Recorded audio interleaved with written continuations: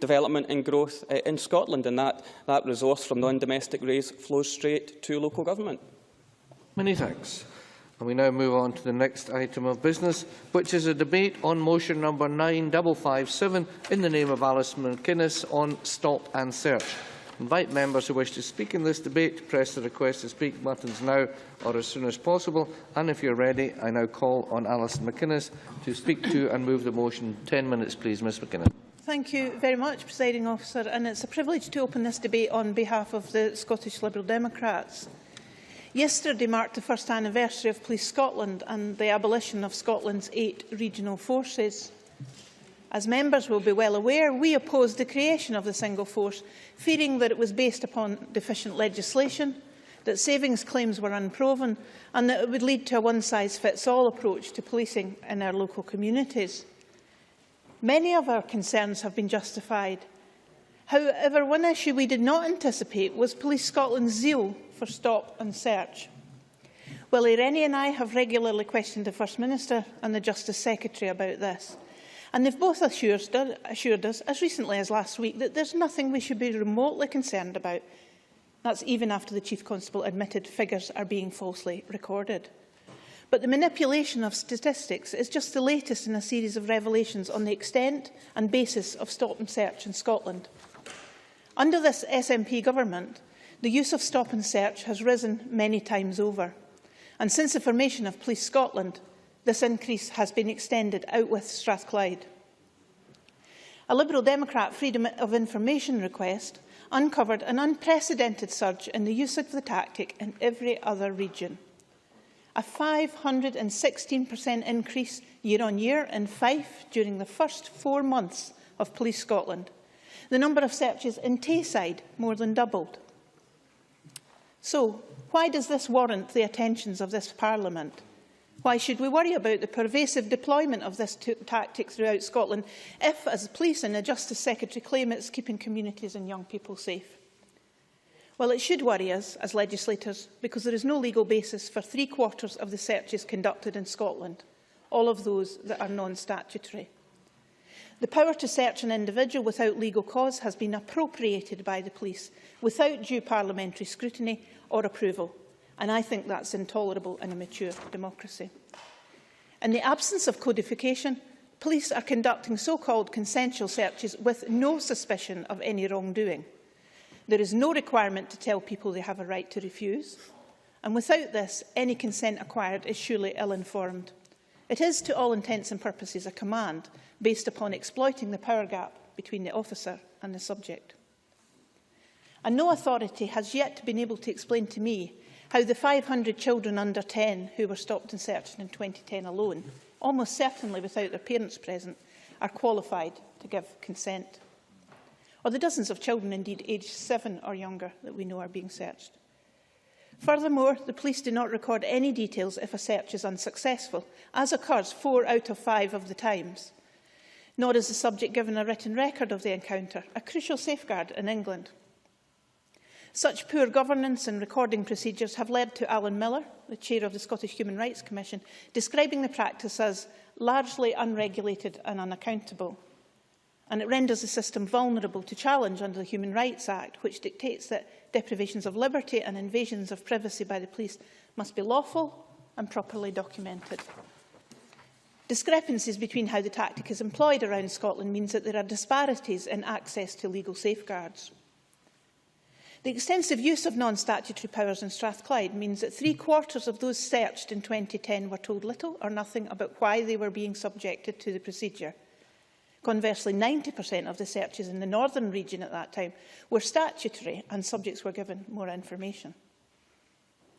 Presiding Officer, we're regularly told by those defending stop and search that crime is at a record low. However, there is no robust evidence showing a causal link between this and the increased prevalence of this tactic. And indeed, drops in serious assaults and weapon carrying predate the growth in stop and search. England and Wales boasts a similar record low in crime, achieved with only 1/4 of the number of stop and searches per person compared to Scotland as a whole in 2010.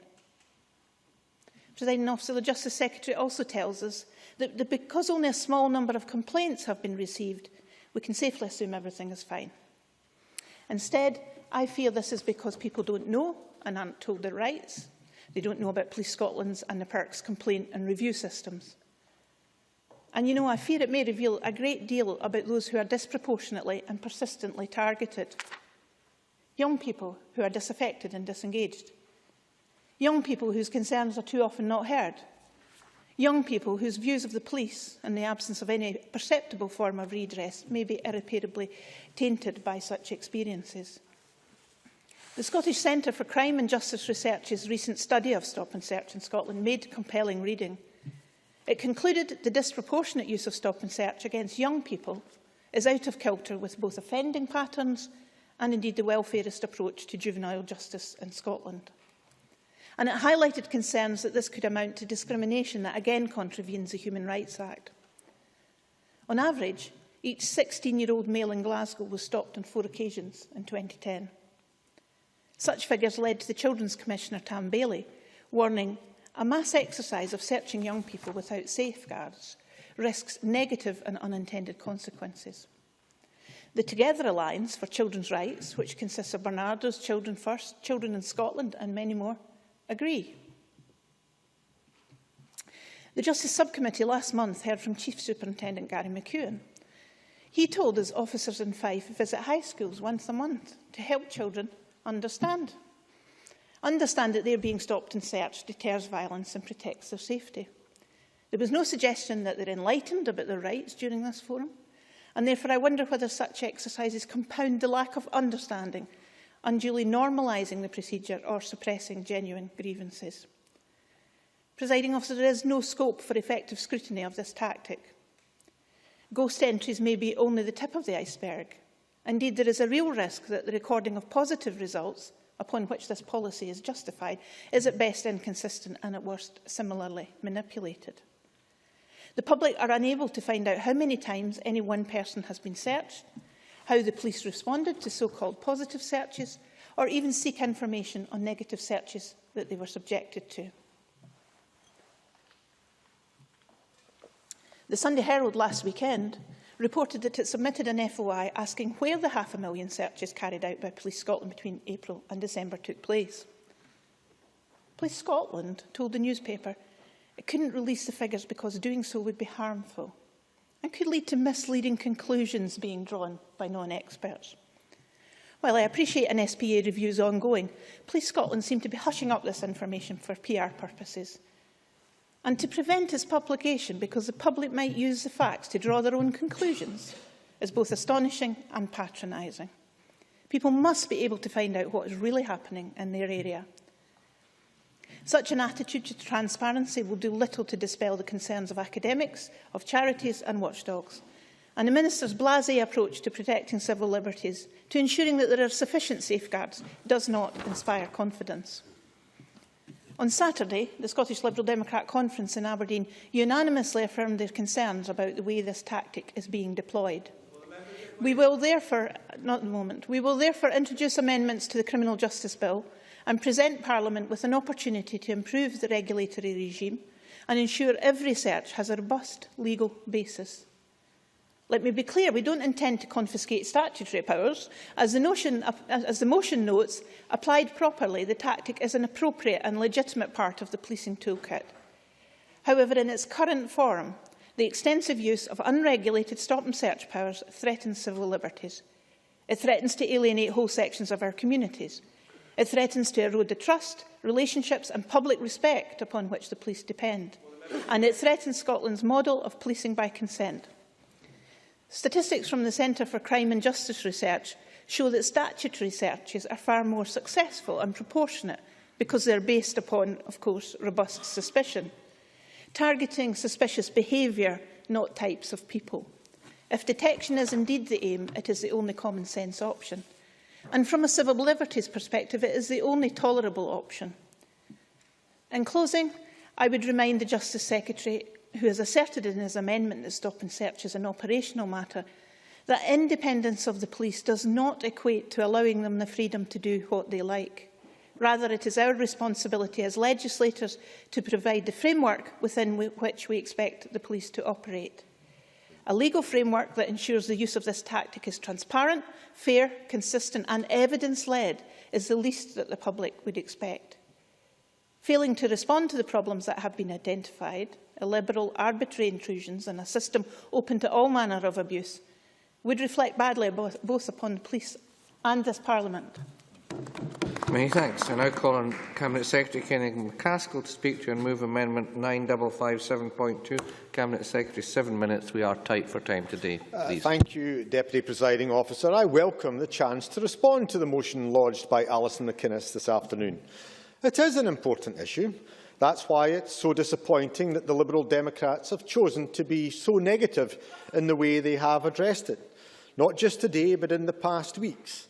Alison McInnes's motion sets out a number of concerns about stop and search, but brings little, if anything, in the way of actual evidence of problems to this Parliament.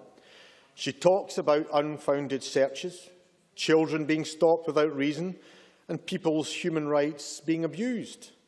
On top of this, Graham Pearson has tabled an amendment claiming that there is no oversight of the stop and searches being carried out, and is calling for an investigation by Audit Scotland. Deputy Presiding Officer, I have to tell the Parliament that I don't recognise much of this story at all. That's why I've tabled a detailed amendment to the motion to set out the position as it actually is on our streets and in our communities. Let's be clear. The responsibility for operational issues such as stop and search lies firmly with the Chief Constable. That is why this Parliament set up Police Scotland a year ago and why we appoint a Chief Constable in the first instance. I thank the Cabinet Secretary, and I've listened with interest to what he says and looked at the text of his amendment. Is it his view, therefore, that when it comes to policing in Scotland from a single authority, the end will always justify the means? Cabinet Secretary. Not at all. I've just come earlier this day from a meeting, not simply with the police earlier on, but with the Police Investigation and Review Commissioner.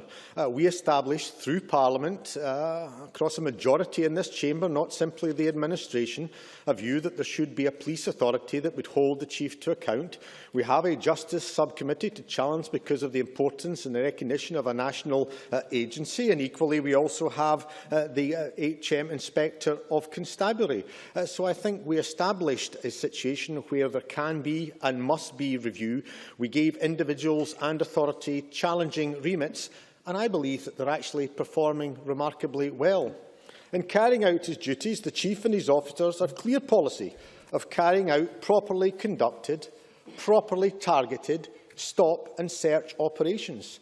This is an important part of local policing. It targets problem issues and areas. It reassures communities, and it helps to prevent crime, particularly violent crime. And what is the actual effect of this? Stop and search is taking drugs, alcohol and weapons off our streets. More than 90% of the searches are targeted at these areas, and around 20% of all searches being carried out are successful, up 6% from 2012-2013. What does that mean? It means 4,273 weapon searches, which yielded a positive result between April and December, 5% of all weapon searches carried out. Nearly 37% of searches targeted to detect firearms yielded a positive result, 261 positive results.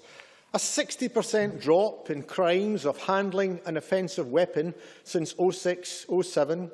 Almost 37% of alcohol-related searches were positive. 61,541 positive searches. By all means. He's fond of quoting statistics, but can he actually tell me, of the voluntary, so-called voluntary stop and searches, what was the success rate of that? Cabinet Secretary. Given that precisely, but I think what you'll see is the proof of the pudding is in the eating. The alcohol is taken from these youngsters. The knives are taken from many of these youngsters as well. Scotland is a safer place, and I think Mr Rennie, as the First Minister answered you at First Minister's questions last week, it's not just about detecting those who would perpetrate and harm other individuals.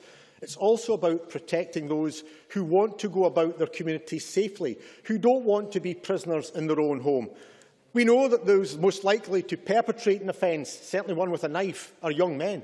We also know, and I speak to many, those who are most likely to be a victim are young men, and they welcome the fact that Scotland is a safer place and that stop and search plays a role in that.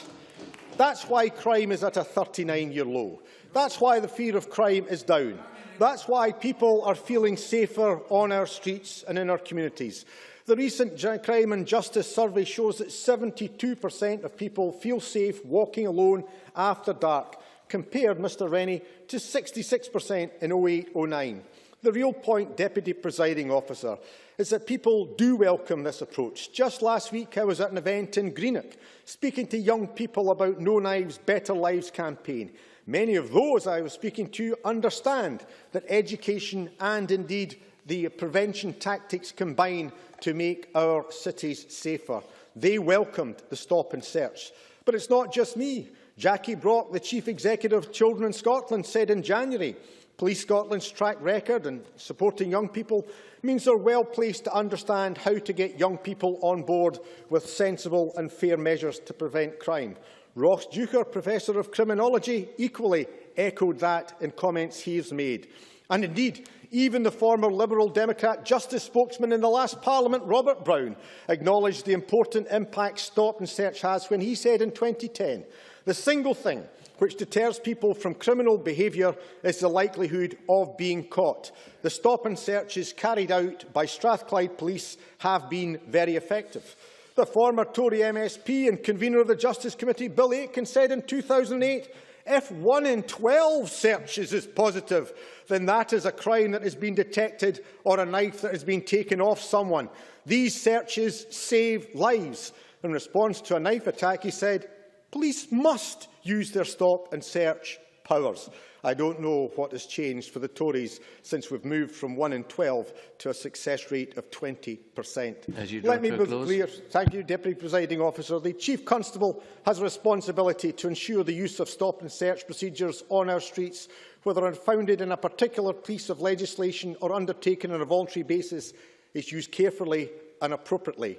I believe that he does. Police Scotland are making our communities safer. Stop and search is a part of that, and I move the amendment in my name.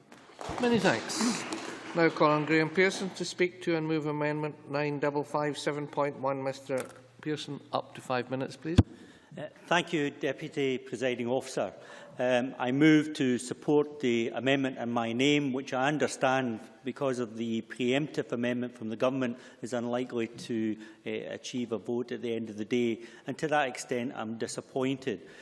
What the Cabinet Secretary forgot to quote in his lead was that it's effective oversight that this amendment seeks to pass comment on. And I have to congratulate the Cabinet Secretary, because I think it takes a fair amount of effort to generate anger within the Liberal Democratic Party, and their motion today seems to reflect a great deal of anger in the way it's set out. And to that extent, I require to amend it. There is nothing in what I have today criticises the staff involved in stop searches in our street across Scotland, nor do we criticise the support staff who provide the intelligence which leads to many of these positive searches. Indeed, Police Scotland is the latest in a long line of organisations which have policed the streets of Scotland going back to 1799. But that policing was always maintained with the consent of the public. At a time when we have 1,000 additional police officers on our streets and in our offices, we have over 500,000 fewer younger people under the age of 25 in Scotland compared to a couple of decades ago, and very significant comment from the Government about a 39-year low in crime, It seems illogical that stop searches are currently maintained at a level 4 times higher than that in England and Wales. The question that I raise is not about the police tactic, which I think we recognise is an effective tactic properly used. It's about the policy endorsement of these tactics and strategy. Where was the Scottish Police Authority in deciding that they agreed with the tactic and that there was a debate at that level in relation to such a huge rise in the number of stop searches? And did the Cabinet Secretary know ahead of time that the authority had agreed such a tactic, and had he assessed from his own viewpoint the impact that that might have on police-public relationships? We live in a democratic country. We expect democratic accountability for police activity which is conducted in our name. But it has become the lament of the Cabinet Secretary when questioned on any of these matters that they are operational matters and that he leaves that to the Chief Constable. It is one thing for the Chief Constable as a professional to decide on the way forward on behalf of Police Scotland, but it is still the duty of those who represent our communities to question the Chief Constable and to ensure that the authority questions the Chief Constable about the way forward. It is a matter of record that the Chief Constable has acknowledged that some of the numbers are made up. That calls into question the integrity of the system of reporting. That was reinforced by the Chief Executive of the Scottish Police Federation, and he said, because we have this bizarre approach in terms of stopping and searching, we have police officers that are making numbers up. We have not searched 500,000 of Scotland's citizens. I am telling you now that has not happened. And Mr McCaskill's response to that, when I raised it in this very chamber, was the words had been taken out of context. I don't know what kind of context they were taken out of. They seem clear to me. There is a quandary about the way the numbers are made up. There is therefore a quandary about the policy that's being adhered to and how effective that might be. The Cabinet Secretary indicated that we have a scrutiny subcommittee in this Parliament. He would also acknowledge it took nearly 18 months to persuade this government that we should have such scrutiny. Indeed, the convener of the Police Authority seemed to believe, when I asked him at Justice Committee, that he was the democratic oversight of policing in Scotland. And that is certainly not the case. It is important that the police justify the way forward. Only today in Holyrood magazine, the Chief Constable acknowledges that crime is likely to rise in the foreseeable future. Please draw to close. I will indeed. And he also acknowledged, in relation to other matters, you don't seriously think that we would have gone to the public and asked them if things were a good idea. I think the concept that we consult with the public on all of this is not right. Do we know what he should consult with the public about, and do we know who he should be accountable to? Thank you very much. Thank you very much. I now call in Margaret Mitchell. Maximum 5 minutes, please. Can I confirm at the outset that I very much support police officers having the ability to stop and search suspects? This is an important power in the fight against crime and a useful tool in terms of tackling knife, alcohol and drug offences. According to police statistics, the good news is that as a result of the stop and searches carried out by Police Scotland last year, 100,000 of these searches resulted in officers finding and confiscating weapons, drugs, alcohol and stolen property.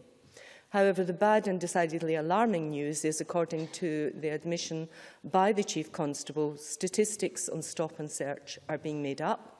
As Callum Steele of the Scottish Police Federation rightly pointed out recently, if over 500 people were stopped last year, this would equate to roughly 10% of the population, and no one can seriously believe that 10% of Scots were stopped last year. If that was true, we would all know several people who had been stopped. The logical conclusion, therefore, is that either police officers are being coerced into meeting targets for stop and search, or some police officers have a relaxed approach to the accuracy of police statistics. Given the extent to which the government relies on police statistics on recorded crime, the question over the accuracy of these statistics is deeply worrying. So both the motion in the name of Alison McInnes and the amendment in Graham Pearson's name are right to highlight these and other concerns about the manner and circumstances in which stop and searches are currently carried out in Scotland. Currently, there is a need for reform. Clearly, there is a need for reform, but it must be undertaken in a way which ensures public safety is not jeopardised. Stop and searches can be classified as either legislative, where the power derives from specific law and does not require the consent of the person to be searched, or consensual under common law, where the member of the public consents, or at least in theory consents, to being searched. And despite guidelines stating refusal to agree to a search should not be treated as suspicious, research has shown that officers do treat a refusal as a reason to move on to a statutory search. Furthermore, an evaluation into the use of stop and search up until 2010, carried out by the Scottish Centre for Crime and Justice Research in January 2014, found neither Police Scotland, the Scottish Government, nor the Scottish Police Authority routinely publish stop and search statistics. As such, it is difficult to assess how stop and searches are being carried out, either comparatively across Scotland or at a national level. So more rigorous and transparent recording of stop and search statistics is essential to ensure that transparency and accountability is achieved. A key conclusion of the research was that non-statutory stop and searches lacked safeguards and accountability due to the lack of key procedural protections. They are unlikely to meet basic standards of consent, and there is no duty on officers to inform people of their right to refuse searches. And we also know that young people are significantly more likely to be searched on a non-statutory basis. And in 2010, 500 children under the age of 10 were stopped and searched. In England and Wales, the vast majority of stops and searches require reasonable suspicion, and non-statutory stop and searches have effectively been ruled out since 2003. This approach works well, and there is no great concern that police officers don't have sufficient powers. By contrast, Scotland seeks to deter offenders through high-volume search activity. Yet, as research confirmed, there is no evidence that this approach reduces crime. Instead, it's likely to damage people's trust and confidence in the police and undermine public support for policing, especially among young people who we know to be likely suspects of stop and searches. Clearly, these issues must be addressed. It's a waste of police time if hundreds and thousands of stops are made and no crimes are detected. But even worse, it may be counterproductive. The approach adopted in England and Wales proves it is possible to make changes to stop and search without jeopardising public safety. The Cabinet Secretary should take note. Many thanks. We now turn to the open debate. We're very tight for time. Speeches of 4 minutes maximum. Please, Sandra White, to be followed by John Pentland. Thank you very much, Presiding Officer. I think we'll all agree that tackling crime and making our communities safer is something we all want.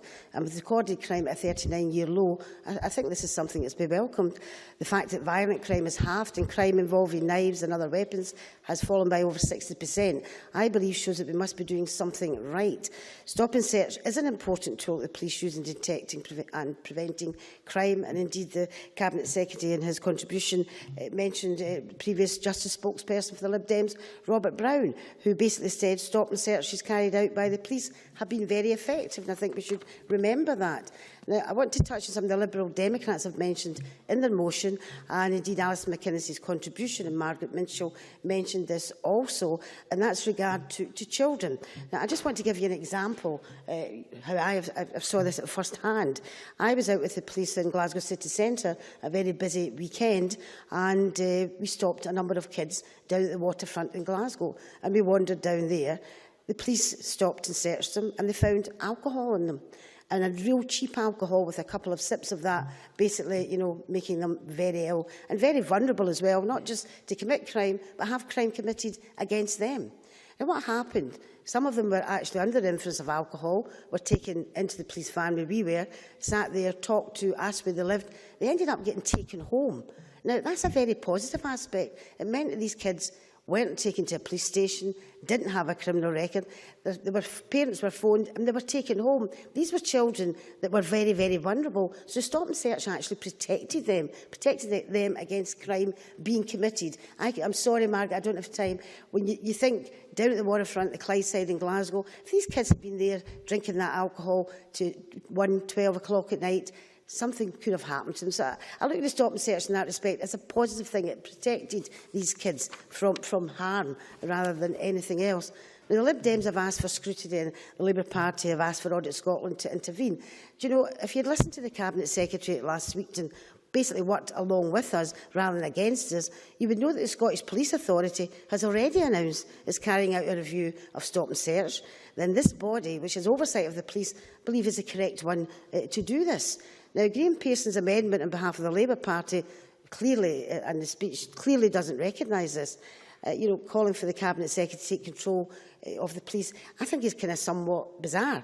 We've got three parties working in tandem once again, alleging that the Scottish Government is already interfering in police matters, and now they want the Government to interfere and intervene. You've got to say exactly what it is that you want. In conclusion, Presiding Officer, we should support the police in the tough job that they do, and it's concerning that others here today should question their professionalism. What would they say to the police officers who are risking their lives? We should also welcome the record drop in crime and recognise that this policy has helped to achieve safer streets and community. This policy has stopped crimes. And what would they say to those who are victims of crime, local communities who are victims of crimes, without the drop in this crime with the Stop and Search, if we didn't use this to deter crime? Ask them to look at themselves. Communities also have rights, and the communities have seen an incredible drop in crimes and the carrying of offensive weapons, knives and others. Stop and Search is working in this respect. We're looking at a review. Isn't that the proper way to go? Instead of the motions that are here, that's basically just to score political points and does nothing whatsoever to help the communities out there, or, as I mentioned, the kids, who the Stop and Search of these kids protected them. And I think you don't seem to realise that. It protected these kids from any further harm. Thank you, Presiding Officer. Thank you. John Pentland, to be followed by Roderick Campbell. Thank you, Presiding Officer. I'd like to thank the Liberal Democrats for bringing forward this motion. Disappointingly, the Justice Secretary's amendment merely reinforces the impression that he thinks his job is to sit back without question and applaud Police Scotland when they stop and search over 500,000 people in a fraction of a year. Mr Pentland, could you pull your microphone round towards you, please? Thank you. Now, what we don't know is whether this is a tenth of our population or fewer people suffering more searches. But what we do know is that it's 4 times that of England and Wales. Now, why does the Justice Secretary think our citizens are less trustworthy than the rest of the UK? And what about the hundreds of young children? The question about consent when there is no suspicion of criminal activity, which is in the vast majority of cases, and the issues about recording incidents and the consequences of stop and search. These are issues, real issues of public concern, but not, it seems, in the eyes of the Justice Secretary. In common with almost everything that Police Scotland do, these are considered operational matters and not his responsibility. So long as Police Scotland maintain officer numbers about a certain level, the Justice Secretary leaves it to them to slash their budget by closing down facilities and shedding thousands of civilian staff. On which point I note the publication of Police Scotland's corporate strategy, which is full of operational matters that are none of our business and further cuts for which the Scottish Government cannot be held responsible. Funnily enough, I have yet to find any reference to stop and search in the document, so we might assume that the prevalence of this is not a deliberate strategic measure. Unless that is, it's an attempt to make the police more visible so that we don't notice the extent to which civilian jobs are being backfilled. The Cabinet Secretary, of course, will welcome and take credit for this evidence that there are still enough officers on the streets to stop and search so many people. But really, he ought to be addressing the dire state towards which policing in Scotland is heading, with staffing policies retreating towards the era of life on Mars. That's the programme, not the song by the nationalist Bête Noire. And now it seems policing tactics and civil liberties may be heading in a similar direction. And, Presiding Officer, what about that toothless tiger, the Scottish Police Authority? As MSPs, we don't get much to say, but the SPA is supposed to provide the public with accountability. Do they do that? Have they ever sent Police Scotland homeward to think again, when proposals such as those for control rooms have been shown to be lacking?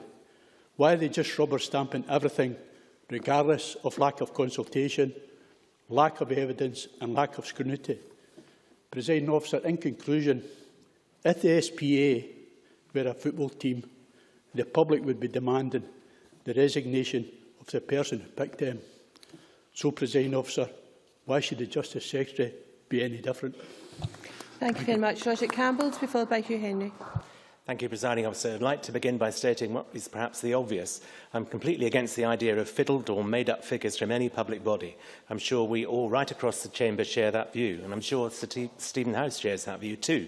But let's not distort the facts and lose sight of the purpose of stop-and-search powers. Let's not overlook the merit of intelligence-led, respectful, personal searches which give law-abiding people the freedom to walk down the street free from fear of violent crime. That's real freedom. Sorry, I don't have time. I'm sure we all accept that we live in a very different world from that of 50 years ago, even 20 years ago. I happened to spot a picture over the weekend of Willie Rennie sporting a pair of unusual glasses while touring a brewery in Ellen.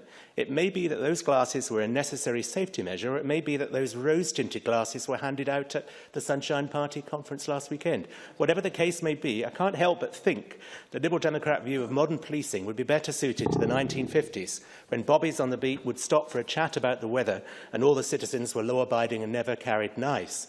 Indeed, one commentator said yesterday Willie Rennie had a Dixon of Dock Green view of policing. Of course, that's a programme that's not been broadcast since 1976, so perhaps Willie Rennie's not familiar with it. Regrettably, we simply don't live in that kind of society. People commit crime. Sadly, people become victims every day. We need the police to be rigorous in ensuring people are as safe as possible. The value of community policing is universally accepted, but we need to ensure police have the ability to protect people. I'm instinctively against profiling people. In most cases, discrimination is morally dubious, if not illegal. But we simply cannot ignore the fact that when age and gender are taken into account, young men commit more crimes than any other demographic. The most effective use of police resources is, in my view, a focused, not target-driven approach to stop and search. The police must and do formulate an intelligent approach to stop and search. Clearly, if the police were concentrating on searches of elderly women, a demographic group who do not commit crime, there might be cause for concern. And as to searches against children, let's bear in mind what Deputy Chief Constable Rose Fitzpatrick said in February. When children are stopped, it's usually for their own welfare or child protection issues, she said, and often instigated from reports by teachers, social workers or third sector agencies. Stop and search is a question of balance. We need to balance individual liberties and policing by consent with the protection of the public. However, I accept it's not perfect. Whilst it may be an operational matter, proper records should be maintained. They need to be accurate, and we should record information where individuals are repeatedly searched. And I acknowledge the legitimate concerns that were raised by the Scottish Human Rights Commission about regulation and accountability. But let's also consider the proportionality of stop and search. 37% of searches undertaken to detect possession of firearms had a positive result. Likewise, 37% of searches to detect underage possession of alcohol had a positive result. To suggest these searches are an indiscriminate intrusion into the personal freedom of individuals is somewhat wide of the mark. Of course, these searches are targeted, otherwise the success rate would be negligible. As I would imagine otherwise, less than 37% of the population illegally carrying firearms would be a bit of a misnomer. Sorry, time doesn't prevent it. In evidence to the Justice Subcommittee on Policing on the 20th of March, it was revealed by Police Scotland that the rate of complaints is about 1 in 19,000. A fraction of 1%, and Alison McInnes has referred earlier to Fife. According to Assistant Chief Constable Mawson of that committee, there were no complaints in Fife. So therefore, we have a low complaint ratio. I would have thought that widespread dissatisfaction amongst those stopped and searched, if it existed, would be reflected in a high number of complaints. When we look at the Scottish Crime and Justice Survey, we can see that the risk of being a victim of crime has fallen from 20.4% in 2008-9 to 16.9% in 2012-13. This is important and encouraging. And lastly and finally, as Sandra White's already mentioned, the SBA are due to consider a report on stop and search this month. Let's not prejudge that review. Many thanks. Hugh Henry, to be followed by Christian Allard. Thank you, Presiding Officer. I want to put on record my support for stop and search. Indeed, as a minister, I did play some part in making sure that the additional powers were made available to the police to carry out stop and searches across Scotland. And I have absolutely no doubt that stop and search has had a role to play in tackling inappropriate behaviour, in removing knives from people who were carrying them, in removing alcohol from young people, and generally making our streets safer. So I have no problem with additional powers for the police, nor do I have a problem with the use of those powers in stop and searches. So there are a number of things with which I would agree with the Cabinet Secretary on. And indeed, I also think it's right to support what Sandra White has said. There is a record drop in crime right across Europe. There is a record drop in crime, indeed, in England. And indeed, the drop in England is even higher than the drop in Scotland. Now, I think it would be inappropriate to try and predicate the defence of an important power such as stop and search on bogus arguments that that is the sole reason for the drop in crime. There are other factors at play. There is a strange phenomenon in the developed countries, developed world, about reductions in crime, and it ill behoves us to try and cloud one argument with this argument about stop and search. Let's look at stop and search on its merits and in Scotland. And the record shows that stop and search is effective, that stop and search is an important part of police powers. However, I also think it's right, if people are raising concerns about the use of stop and search, that we look objectively and that we look dispassionately at those arguments and those criticisms. It should not be beyond us to be able to accept the criticisms on the chin if things are going wrong and if powers are being used inappropriately. And indeed, I would argue it's actually in the interest of the police to make sure that public confidence is retained in the use of stop and search powers. And when we do see statistics that should give us cause to stop and look again, statistics such as in a 3-year period from 2010 to 2013, the rate jumped from 64 per thousand to 131 per thousand, a doubling of the figures, then we need to ask ourselves why. Had behaviour deteriorated during that period? Were we more at risk of crime during that period? What has led to that? And when we hear further concerns about the comments of the Chief Constable admitting that figures were made up, and we've had a lot of debate about corroboration, but we've had the Chief Constable's comments corroborated by other senior people in the police service when they have admitted that figures were made up, then we should stop and look at that. Not in order to undermine stop and search, not in order to abolish stop and search, but in order to actually strengthen the public support for stop and search. And I think it would be wise for the Cabinet Secretary to take a step back and to ask in his regular meetings with the police service that they look at the criticisms, that they look in detail at what is happening, and that when he is talking to the SPA, he asks them to do their job in holding the police to account. It's in the interest of the SPA, it's in the interest of the police, and it's in the interest of the public that we support stop and search and do that properly. Thank you. Finally, Christian Allard. Thank you, Presiding Officer. I'm delighted to participate in the debate. It's always a pleasure to have the opportunity to respond to Liberal Democrat members wanting to compare Scotland's achievements in supporting our police force with Westminster's abysmal record in dismantling another public service. I wonder if the Tory Liberal Democrat coalition at Westminster will privatise this one as well. Alison McInnes said that she is deeply worried about the power to stop and search, yet added that the use of the tactic, as she puts it, is a useful part of the policing toolkit, and when applied properly is effective, appropriate and fair. Let me remind the Chamber that the Liberal Democrats had a campaign on knife crime a few years back. in 2010. The then Liberal Democrat Justice spokesman Robert Brown, as Cabinet Secretary stated, now a councillor in Rutherglen, said the priority must be to stop people carrying knives in the first place. Alison McInnes, presiding officer, at the time said on the 18th of March 2010, if the Scottish Government is really committed to making Grampians safer, then it will work with the police to tackle the root cause of crime and target the gangs who promote carrying weapons. And now the Liberal Democrat member claims, yes, of course. Alison McInnes. Demonstrates what I do support, which is statutory stop and search on reasonable suspicion and intelligence-led. What I'm debating this afternoon, what I'm asking Parliament to take a view on, is the use of non-statutory stop and search without any reasonable base of suspicion. I thank the member for his intervention, and we heard a lot about, and Drew Henry just pointed out, everybody is supporting stop and search, but yet everybody is asking the police to stop using stop and search, or at least to limit the number of stop and search. Oh, the message has been very clear in this chamber so far. You know, you really think that the numbers are too high? We've been hearing about numbers being too high.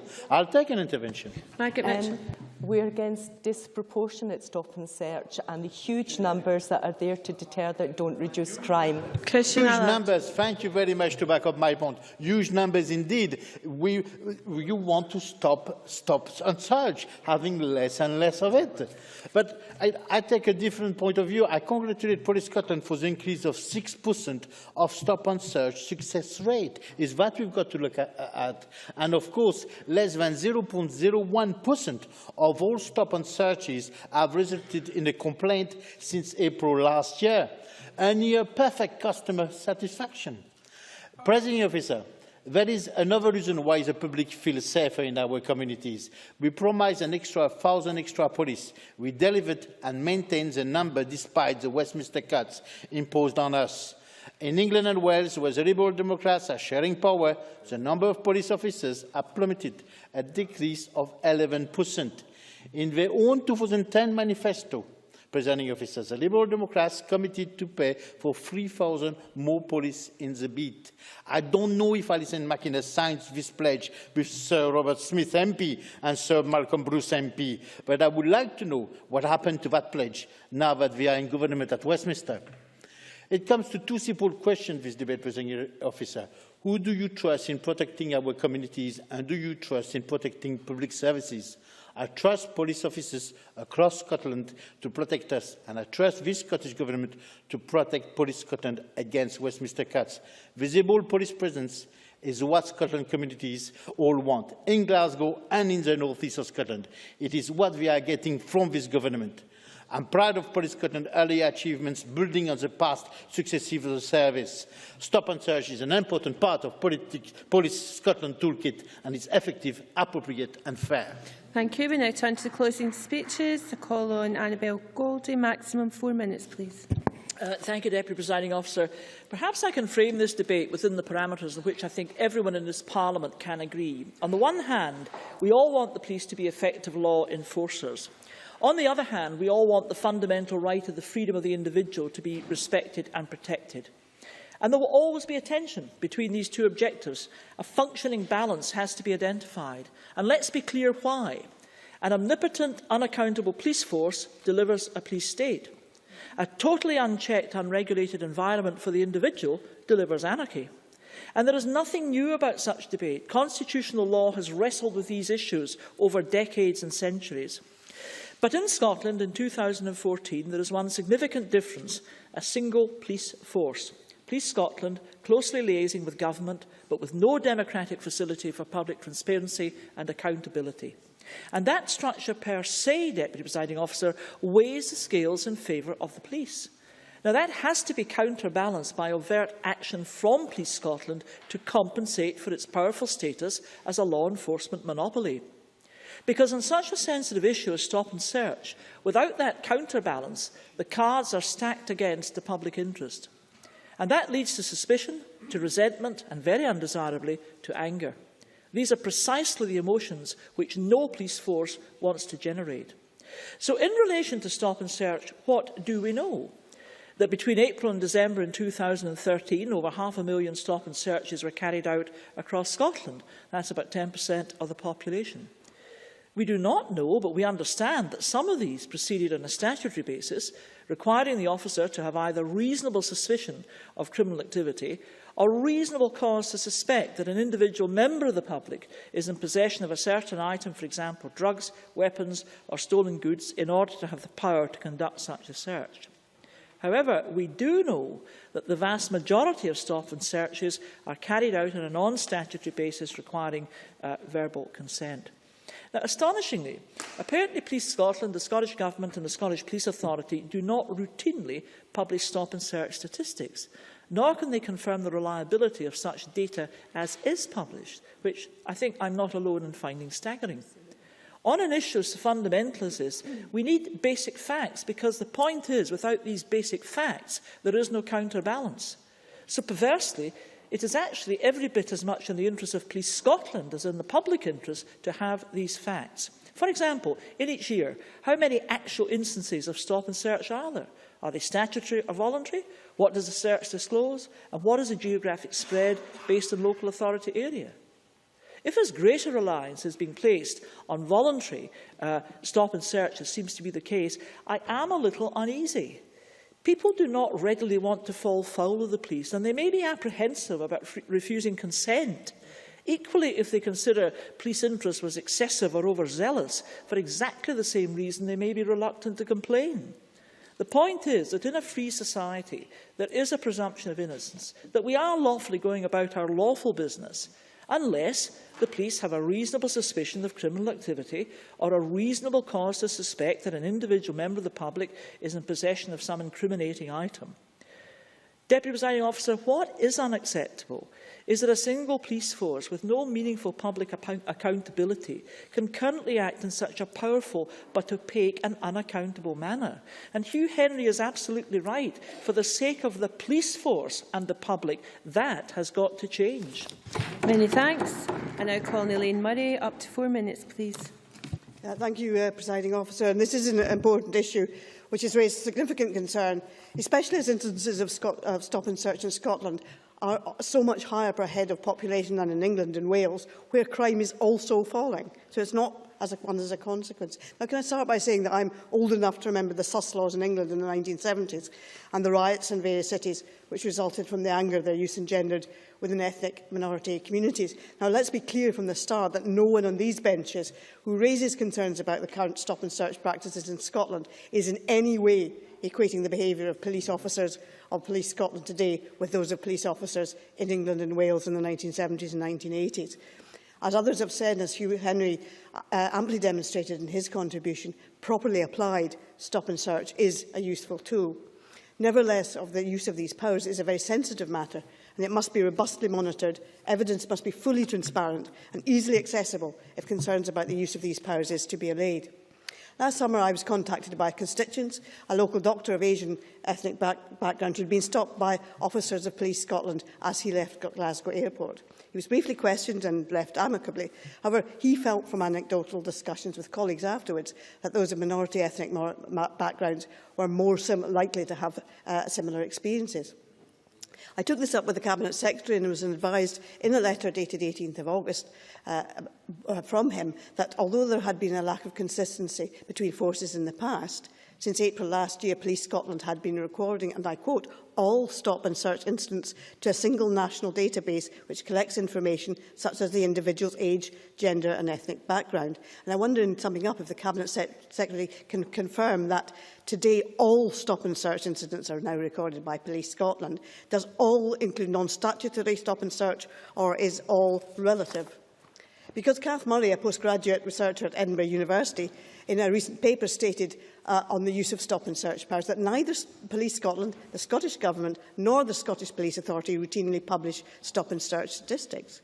She also noted that the former police forces outside the Central Belt tended to have a more reactive rather than a proactive approach towards stop and search, and that approach now seems to have been rolled, the Central Belt approach now seems to be rolled out across Scotland. The day after the SCCJR published Kath Murray's research, Police Scotland, perhaps coincidentally, published a press release claiming that Stop and Search had not only marginally decreased on the same period of the previous year, it also had been markedly more successful. But without access to the data, which the Cabinet Secretary advised me is now being collated by Police Scotland, there's no way of checking either the fears expressed or indeed the improvements claimed. And moreover, since then, the Chief Constable seems to have admitted to the Sunday Herald that some police officers have been making up stop and search incidents. And have they been entering these made-up incidents into this national database? So, in conclusion, there are a number of concerns. The frequency of use of stop and search in Scotland as compared with elsewhere in the United Kingdom, the spreading of the central belt proactive stop and search methods rather than the reactive methods applied by other former forces, and there are officers in various forces have said to me that they feel that the Strathclyde way is being imposed, or policing is being imposed upon them. There's the application to young people and children, and the possibility, of course, that some of these statistics may be reliable. So surely it is time that the Cabinet Secretary stopped reiterating his usual refrain of it's an operational matter for the Chief Constable. And quite frankly, Cabinet Secretary, that's going to be inscribed on your political gravestone. And you take steps to ensure that there is real transparency and real accountability to the Scottish public with regard to this tool. It's important, but it is sensitive, and it must be used correctly, and there must be transparency about the way in which it is used. Thank you very much. And now calling Kenny McCaskill, Cabinet Secretary, up to 6 minutes, please. Thank you, Deputy Presiding Officer. I've listened carefully to all of the points made during the debate this afternoon, and I welcome the contributions of members to this important issue. When I spoke earlier, I expressed disappointment that Alison McInnes has chosen to take such a negative tone to the subject or in her motion. Rather, I would have thought that a justice debate this week would have been an ideal opportunity to mark a successful first year of Police Scotland and the Scottish Police Authority. It is just a year since we established the new single service, safeguarding frontline policing in Scotland and maintaining more than 1,000 additional officers across Scottish communities, helping to keep people safe and delivering on our commitments to tackle crime. The result, by all means. Alison McInnes. You know, we did talk about considering Police Scotland 1 year on, but the afternoon's not long enough to talk about all the problems that Cabinet Secretary. Well, I have to say I don't recognise those problems that Ms McInnes mentions. Let me detail what the results actually say. Crime in Scotland is at a 39-year low. Fear of crime is down. People feel safer and are able to go about their daily lives and business. Policing is more local than ever before. Local policing is shaped and delivered by designated local commanders, and there are now local policing plans for all 353 council wards in Scotland. I believe that we should be celebrating these achievements and indeed more. The lowest recorded homicide stats since we started keeping those records, the drop in violent crime. Instead, we are discussing concerns about uncontrolled and apparently unaccountable police tactics around stop and search. If there really is such concern, Deputy Presiding Officer, where is the evidence? By all means. Neil Finlay. I wonder if at the same time we should be celebrating the closure of dozens of police stations and also the sacking of hundreds of police support staff. Should we be celebrating that 1 year on? Secretary. Well, there haven't been the closure of hundreds of police stations, and nor have there been sackings. There has been, as I say, voluntary and early retirement, and that's something that we agree is necessary. It's part of what had to be in a single service and what was supported by the Labour Party when you signed up for a single police service. There doesn't appear to be any evidence of widespread concern. Of the searches conducted since April last year, Police Scotland has received 32 complaints. 32. Less than 0.01% of all searches, or less than 1 in every 15,000 carried out. I met the Police Investigation and Review Commissioner just over an hour ago. He's not carrying out any investigation because he has had no complaints, either as a Commissioner or indeed when he was the Police Complaints Commissioner. There is just no evidence. But let me deal with Graham Pearson's point about a lack of accountability. This simply is not the case. First and foremost, the police are accountable to the Scottish Police Authority. The SPA has looked at this issue and is, as we speak, carrying out a detailed review of stop and search procedures. Their report is due at the end of this month. Graham Pearson will have his evidence of effective oversight then. The Police Investigations and Review Commission I mentioned is established to deal with any formal complaints about policing, but they have had none. And we have Her Majesty's Inspector of Constabulary, who oversees policing more generally. That, incidentally, is the correct body to investigate particular issues, not Audit Scotland, as Mr Pearson seems to believe. And as if that were not enough, Presiding Officer, I think I'm in my final minute, both the Chief Constable and Deputy Chief Constable Rose Fitzpatrick have given evidence to the Parliament's Justice Subcommittee on Policing on the issue of stop and search in recent months. I believe that all of this shows very clearly that our police officers are accountable to the authority, to Parliament and, most importantly of all, to the people of Scotland. I suggest that we allow them and the other organisations set up by this Parliament to get on with their job of protecting our communities and keeping people safe from crime.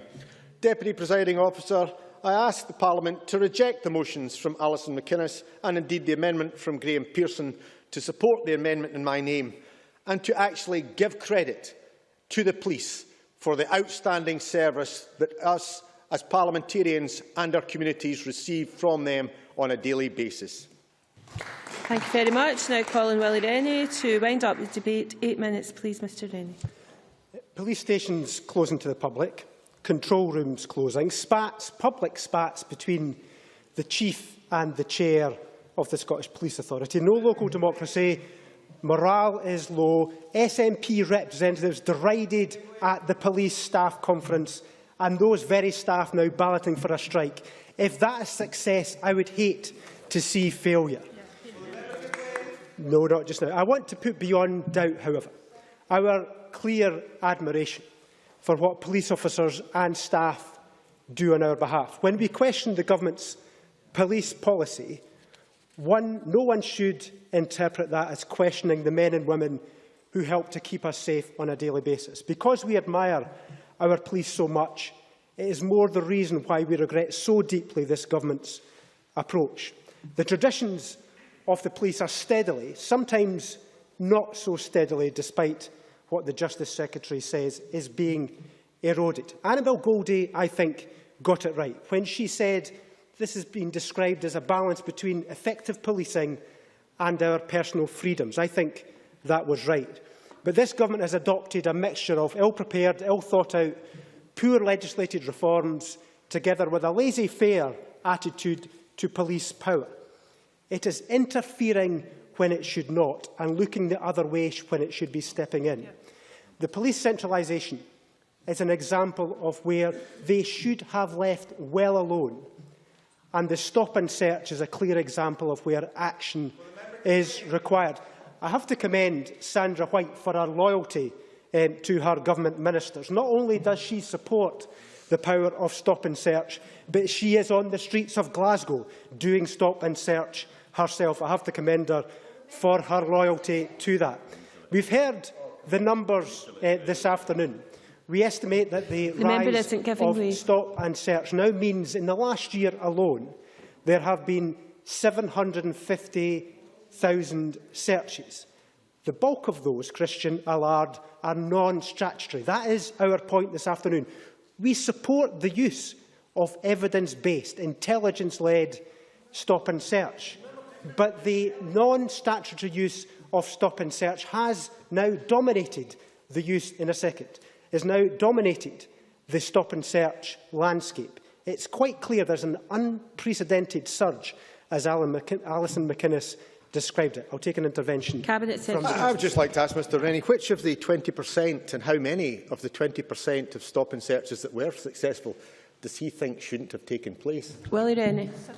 The Justice Secretary was unable to answer my intervention earlier on about the success rate for non-statutory stop and searches. That is the point we are making this afternoon.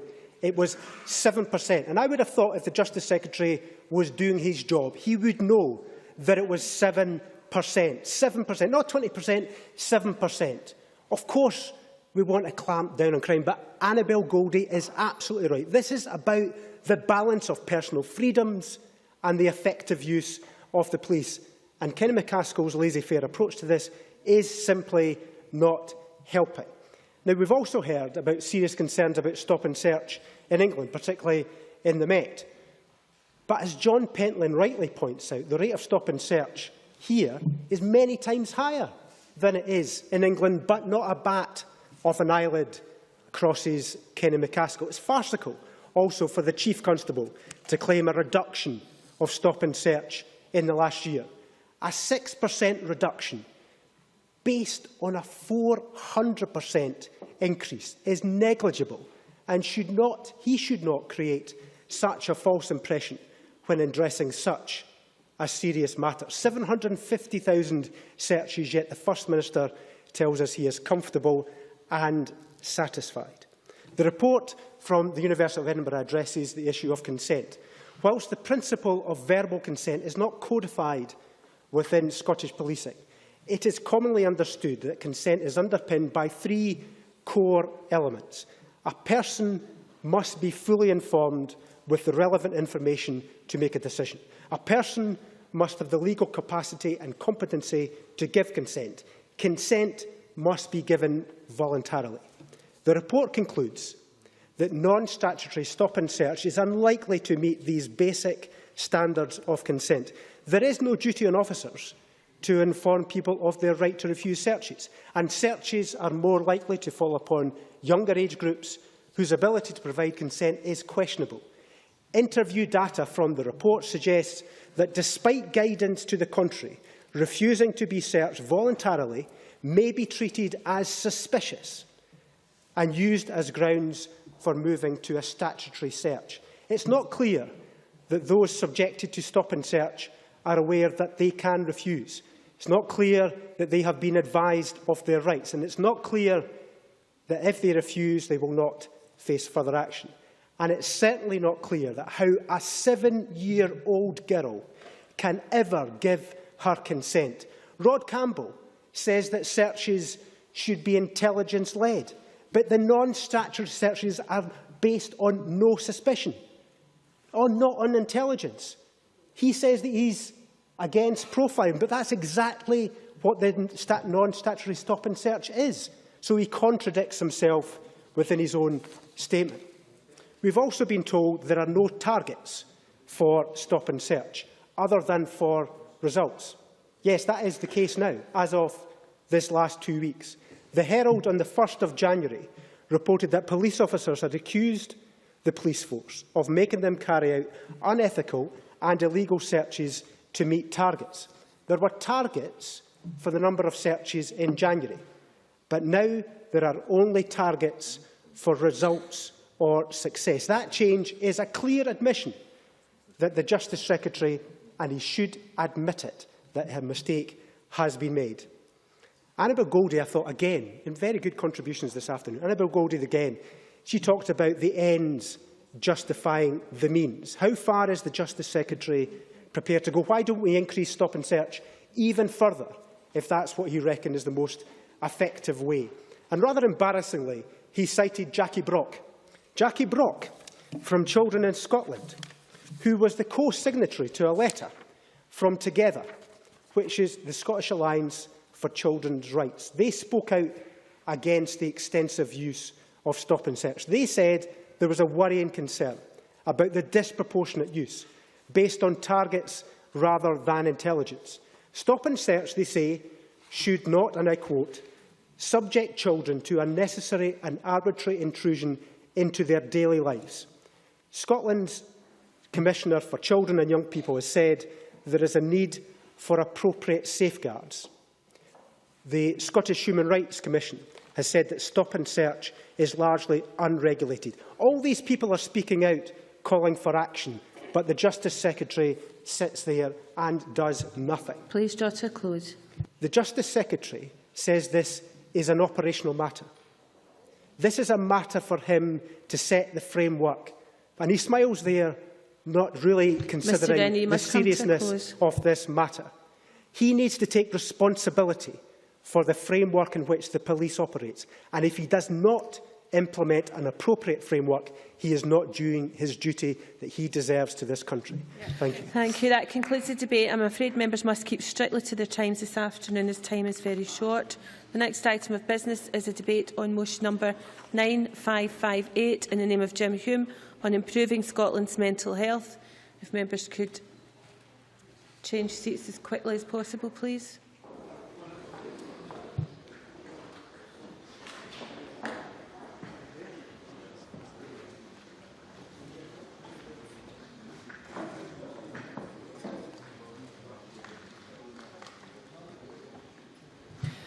Thank you. I now call on Jim Hume to speak to and move the motion. Maximum 10 minutes, please, Mr Hume, and could other members who wish to speak press the request buttons now.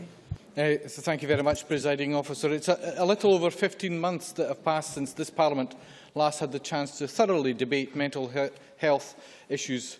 On that occasion, the Government welcomely were discussing its mental health strategy. Back then, I described the Scottish Government task as a stark one, and today there still remains challenges that are unenviable. As my motion states, 1 in 4 Scots will experience mental health at some point in their lifetime, with the resulting social and economic costs on the economy, the health service and sufferers, that totalling something in the region of £10.7 billion annually. Mental illness continues to be the dominant health problem of people of working age, and the distress caused to sufferers and their families damages careers, relationships and lives. Sufferers of mental illness can feel isolated and experience significant stress. Imagine coping with this and trying to hold down a full-time job or raise a family. The longer someone's suffering is prolonged without medical intervention, only serves to increase the likelihood that their treatment will be more difficult or more complex than it otherwise need have been. That's why effective and timely treatment for those suffering from mental illness is absolutely critical to safeguard their welfare and return them to full health. I can't stress enough how important treatment is, and thankfully the Scottish Government also acknowledges this, which is why they introduced a national heat target for at least 90% of patients to receive psychological therapy within 18 weeks of a referral. As members will recall, the mental health strategy contained 36 commitments over a broad range of issues relating to the provision of mental health services, early interventions, older people's mental health and so on. One of them in particular, number 13, said we will continue our work to deliver faster access to psychological therapies. By December 2014, the standard for referral to the commencement of treatment will be a maximum of 18 weeks, irrespective of age, illness or therapy. But by December this year, therefore, no more than 10% of patients treated should have waited over 18 weeks for psychological therapy. But in July last year, this figure did stand at 16%, albeit well over a year away from the target, of course, so time for improvement. But unfortunately, this had risen to 17% of patients in December. So with just a year to go, the figures are going in the wrong direction. A similar picture is being painted when you look at the percentage of those waiting for treatment. In July, 22% of patients waiting for treatment had done so for longer than 18 weeks. 5 months later, this remained at 22%. But when you break the numbers down health board by health board, that's when you begin to realise that access to psychological therapies across Scotland is riddled with inequalities and is getting worse. In some areas, good progress is being made, but compare these areas against NHS Highland, where 19% of patients waited over 18 weeks in July past, and in Tayside that figure was 15%. Now, in December, those areas are up to 27% and 25%, respectively. There were similar significant increases between July and December for those who had waited longer than 18 weeks and had yet to receive treatment in areas such as Fife, Grampian, Lothian and Borders. When we look at per capita ratio of psychologists across Scotland, we see that there is an applied psychologist for every 7,000 people or less in Lanarkshire, Fife, Tayside, Greater Glasgow and Clyde. Borders and Highlands, that figure's 11,000, and in Forth Valley it is approaching 14,000. And in the past 12 months, these figures have increased further in Fife, Lanarkshire, Dumfries and Galloway, Borders and Forth Valley. So why is this happening? It is true that the Scottish Government has increased the number of clinical and other applied psychologists working in the NHS over the past years. That's undeniable, but it has also been imperative that they did so. The stigma attached to mental health is now starting to diminish, albeit slower than any of us would like, I'm sure. And people are feeling more comfortable in admitting that they are experiencing mental illness and, crucially, are beginning to seek treatment in increasing numbers. This means that demands upon psychological therapies across our health boards is becoming greater. However, I know from recent discussions with SAMH that their soon-to-be-published research will reveal that many GPs are deciding against referring patients for psychological therapy because the waiting lists are too long. The key question then is, are these new staff members going to the right places? Apparently not. Regardless of which community you belong to in Scotland, if you are suffering from mental ill health and need treatment, you must enjoy access to psychological therapy just as much as someone in any other part of the country. The way to provide an efficient and effective NHS is to ensure that the provision of its services constantly evolves and improves. That's why the Sandra Grant report a decade ago was such a useful exercise. It reviewed mental health services in Scotland, made some valuable recommendations on organisational structure and the workforce, and the report also made certain observations, namely on that inequity. It stated the quality and quantity of available services for people with mental health problems differs across Scotland.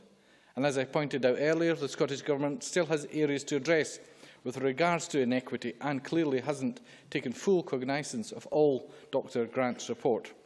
However, I did welcome the first commitment contained in the mental health strategy to commission a 10-year follow-up on the Grant report and look forward to its publication later this year and, as I state in my motion, would invite the Minister to today give us an update on its progress and perhaps an indication of what service users and NHS staff might expect from the review. We must accept that tackling the instances of mental illness in sections of our population can't be solved overnight, particularly as there's common linkage with inequality and people in areas of deprivation being more likely to experience mental illness. It's a scandal that those who suffer from mental illness, particularly severe mental illness, will die far sooner than you or I, some cases by a couple of decades. Indeed, the 2012 Audit Scotland report into health inequalities states that while progress has been made in health inequalities in some areas such as coronary heart disease, mental health is one of the areas that remains significantly worse in deprived areas. Organisations such as SAMH should be praised for their work in helping those whose lives have been impacted by inequality. Their Nowhere to Go campaign is doing excellent work in signposting people who have problems in accessing information and support for mental illness to the appropriate service provider. We know that those from deprived areas are less likely to know how to access support, where to go to access that support, or even whether they should be accessing support in the first place, or simply just man up, as society has so wrongly led people to believe for far too long. Any campaign to eradicate this gets my support. We, of course, must focus on providing the best outcomes for those suffering from mental illness by ensuring they have access to timely and appropriate treatment. And we must also ensure that we tackle the causes of inequalities which so often create the environment in which depression and mental illness can thrive. Let us help those who are experiencing mental trauma, and let us also help those who may suffer from it ever reaching that point. Let's put the stigma of mental health behind us and put mental health on a parity with physical health in Scotland. Many thanks. I now call on Michael Matheson to speak to and to move Amendment 9558.2. Minister, maximum 7 minutes, please. Thank you, Presiding Officer. I welcome the opportunity to have this debate this afternoon and to move the amendment in my name.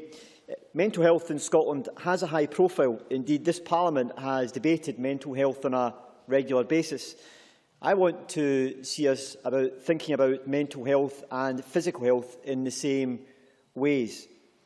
That's what we're doing and how we are improving mental health services in Scotland. We've set access targets to measure performance, like we have in physical health. We have published data about how services operate so that we can identify how services vary and where we need to make improvements. And I measure success by what happens on the ground. And what we are seeing is an improvement in services across the country. Alongside that, with more transparent data, which allows us to identify where we still need to make further improvement. Faster access to specialist mental health services for children and young people and to psychological therapies for people of all ages is one of our key challenges. Scotland is unique in developing this approach to improve mental health access to mental health services. We want more people who are experiencing mental ill health to seek support. We know that people are increasingly likely to go to their GP when they're experiencing problems. They are more likely to receive a diagnosis of depression or anxiety and to receive an evidence-based treatment for that. This reflects the reduction in stigma, the work that has been taken forward in primary care to improve diagnostic rates and also to provide better access to treatment. We want more psychological therapies to be available. NHS boards have been working to increase capacity of their services using service redesign to improve the efficiency of the services and by increasing the number of staff who are able to deliver evidence-based therapies. We now have data on how many people are accessing psychological therapies and how long they are waiting. We are also developing national workforce data on staff delivering psychological therapies, and for the first time we are in a stronger position where we have transparent information and a better understanding of how services are working and how that has been taken forward in each board area, which allows us to identify which priorities they need to take forward for further improvement. We do not expect all boards to deliver identical services. We do, however, expect to see them using the information to identify where there are gaps in services and to support them in meeting their local needs. Now, this is a challenging target that we have set for our boards. It was meant to be a challenging target for them. The number of psychological therapies that NHS Scotland delivered in the last quarter is over 8,000, and those numbers will continue to increase as data from other services is included. Half of people started their treatment in 9 weeks or less. Most importantly, we want people to get better as a result of the treatment they receive. We have seen increasing routine use of clinical outcome measures to ensure the quality of mental health services that are being delivered. Ensuring access to mental health services for children and young people is also a key priority. Since 2008, the specialist CAMHS workforce has increased by over 40% as a result of the significant investment we've made in this service. The number of children being seen in CAMHS in a 3-month period has varied from 2,400 to 3,900, with a consistent performance on waiting times, half of them starting treatment in 8 weeks or less, 7 weeks during the last quarter. Now, Richard Simpson, in his amendment, raises an important issue. We have seen an increase in admissions to adult wards recently. However, the answer isn't simply about more beds. It's about a fundamental redesign of intensive CAMHS services. In the south east of Scotland, the boards invested heavily in the development of intensive treatment teams or hospital-at-home services, where young people are treated at home in a familiar environment. They have seen that this has resulted in many admissions being avoided altogether. When admissions do take place, they tend to be for a shorter period of time, and outcomes for children and families are good. So we've seen an increasing number of admissions, but with a shorter length of stay. Building additional capacity in the system so that the beds are available when they are needed. However, the picture isn't uniform across Scotland. Other areas have not progressed plans to develop intensive treatment teams as quickly as we would have liked, and there has been an increase in referrals of young people to inpatient units, which has created pressure on the system. As a result of this, we will be facilitating work across the 3 regions this year to address this pressure in the system and to reduce admissions of young people to adult wards.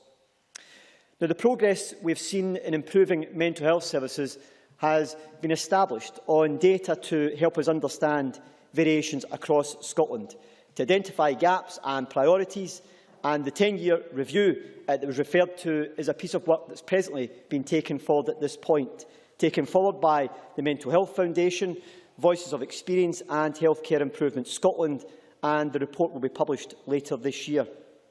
Tackling stigma and discrimination remains a priority for this Government, and we have increased funding for the See Me campaign. The Scottish Government provides £1 million per year towards the fund, alongside £500,000 being provided by Comic Relief, bringing the total annual budget to £1.5 million. It's important we build on the good progress that we've been making in recent years in order to reduce discrimination and stigma around mental health. Presiding Officer, we are making good progress in taking forward the commitments set out within the mental health strategy and in improving access to services. I don't underestimate the challenges which we face, and I always welcome the interest that the Parliament showed in mental health issues. Many thanks. Now call on Neil Findlay to speak to and move Amendment 9558.1 in the name of Richard Simpson. Up to 5 minutes, please. Presiding Officer, I'll move the amendment at the beginning in Dr Simpson's name. Mental illness is one of the most prevalent conditions of our time. Its economic, social and personal impacts can be and often are devastating. Across Europe, we know that mental illness is one of the top public health challenges. Depression alone is responsible for over 13% of the disability burden across Europe, making it the leading chronic condition in Europe. Quite staggering statistic. And of course, as austerity bites, unemployment and underemployment rise and people's living standards are squeezed, and as national and local public services are cut back, we see incidences of mental ill health rise and the services needing to support people cut back. We know mental illness does not respect status, power or wealth and can affect anyone, but it's no surprise that communities that suffer high levels of unemployment and poverty are more likely to see higher rates of mental ill health. According to NHS Scotland, women, BME groups, refugees, sex workers, people living with disabilities, addictions or chronic illnesses, homeless people and older people living on reduced incomes are the groups at greatest risk. Health inequality is, in my opinion, Scotland's greatest shame, and this inequality is starkly laid before us when we look at mental illness and its impact on a person's overall well-being. And of course, it's often major life events that are at the root of the problem. Bereavement, job loss, retirement, relationship breakdown, abuse of one kind or another can all contribute to a mental health condition. And the reality is that for many people, they go untreated for very long periods of time. Half of all people don't seek or get help. Estimates suggest that nearly 1 in 5 of us will experience, for example, depression at some point in their life. This means over 1 million people living in Scotland will experience various symptoms of the condition, yet over 500,000 will not receive any help or support. And across the age range, access to mental health services is a growing concern. The Government's mental health strategy makes clear that access to psychological therapies, as the Minister mentioned, for children and access to adolescent mental health services is vital, and the aim is by March 2014 for someone to be seen within 26 weeks and then 18 weeks by December. But Jim Hume's motion clearly shows that over 700 young people have waited beyond 26 weeks. This is clearly unacceptable. It must be hard enough for a young person and their family to be living with mental illness without having to wait so long for treatment. If that young person needs psychological help now, then their condition is much more likely to be further entrenched and more difficult to treat a whole 6 months later. For older people, the situation is just as concerning. Take a condition like dementia, something I'm sure we all fear and dread, and I'm sure we all know someone who is affected. The Cabinet Secretary, like me, recently met with Frank and Amanda Coppell, who have been campaigning for better care for dementia sufferers, and I want to pay tribute to them for the very loving, caring, determined and dignified way in which they have campaigned. But they and others have raised the issues of poor access to local services. And I think the matters that they raise get to the nub of the issue, because in the current climate, we see devastating cuts to local government budgets. And I don't want this to be taken as political knockabout, because it is a very serious issue that we must address. We see support services being cut, educational psychologist posts being lost, classroom assistants, who are very much the front line of support, going, social care system in crisis, drug and alcohol services being reduced, support grants for some of the voluntary organisations who provide support in the community slashed, and respite and other care provision cut back. All of these factors and more impacting on the ability of people to access services and the community to provide help to those with debilitating mental health conditions. So I ask Parliament when we're going to have a mature debate about local government and NHS finance. When are we going to face the realities, as is our duty in this Parliament, and discuss how we do or do not finance local mental health and associated support services? Where is the morality? Where is the morality in seeing suffering children and families and people like Frank and Amanda denied treatment and services, while at the same time their Parliament fails to address the fundamental problems of the way that services are financed? Thanks. Thank you. Now call on Annette Mill. Up to 5 minutes, please. Dr. Annette. Thank you, Presiding Officer. I welcome the Liberal Democrats' decision to discuss Scotland's mental health as part of their debating time today, although I think it's maybe just a little bit premature, given that the 10-year follow-up to the Grant Report of 2003 is due to be published later this year. However, given that 1 in 4 of us will experience a mental health problem at some time in our lives, and that mental ill health now accounts for close to half of all people who are not working because of health problems, it is important for us to have a look at what progress is being made to tackle the unmet needs of those affected by mental illness. There's no doubt that significant efforts are being made to speed up the diagnosis and referral of people experiencing mental health problems and to provide the appropriate services to aid their recovery.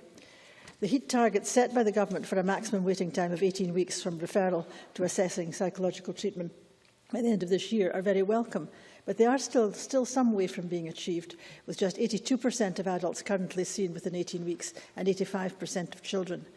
These waiting times don't actually sound very long, but 4.5 months is really quite a long time for people to be suffering mental traumas without access to the services they need. And I'd hope the target times, once achieved, might then be reset at a more ambitious level.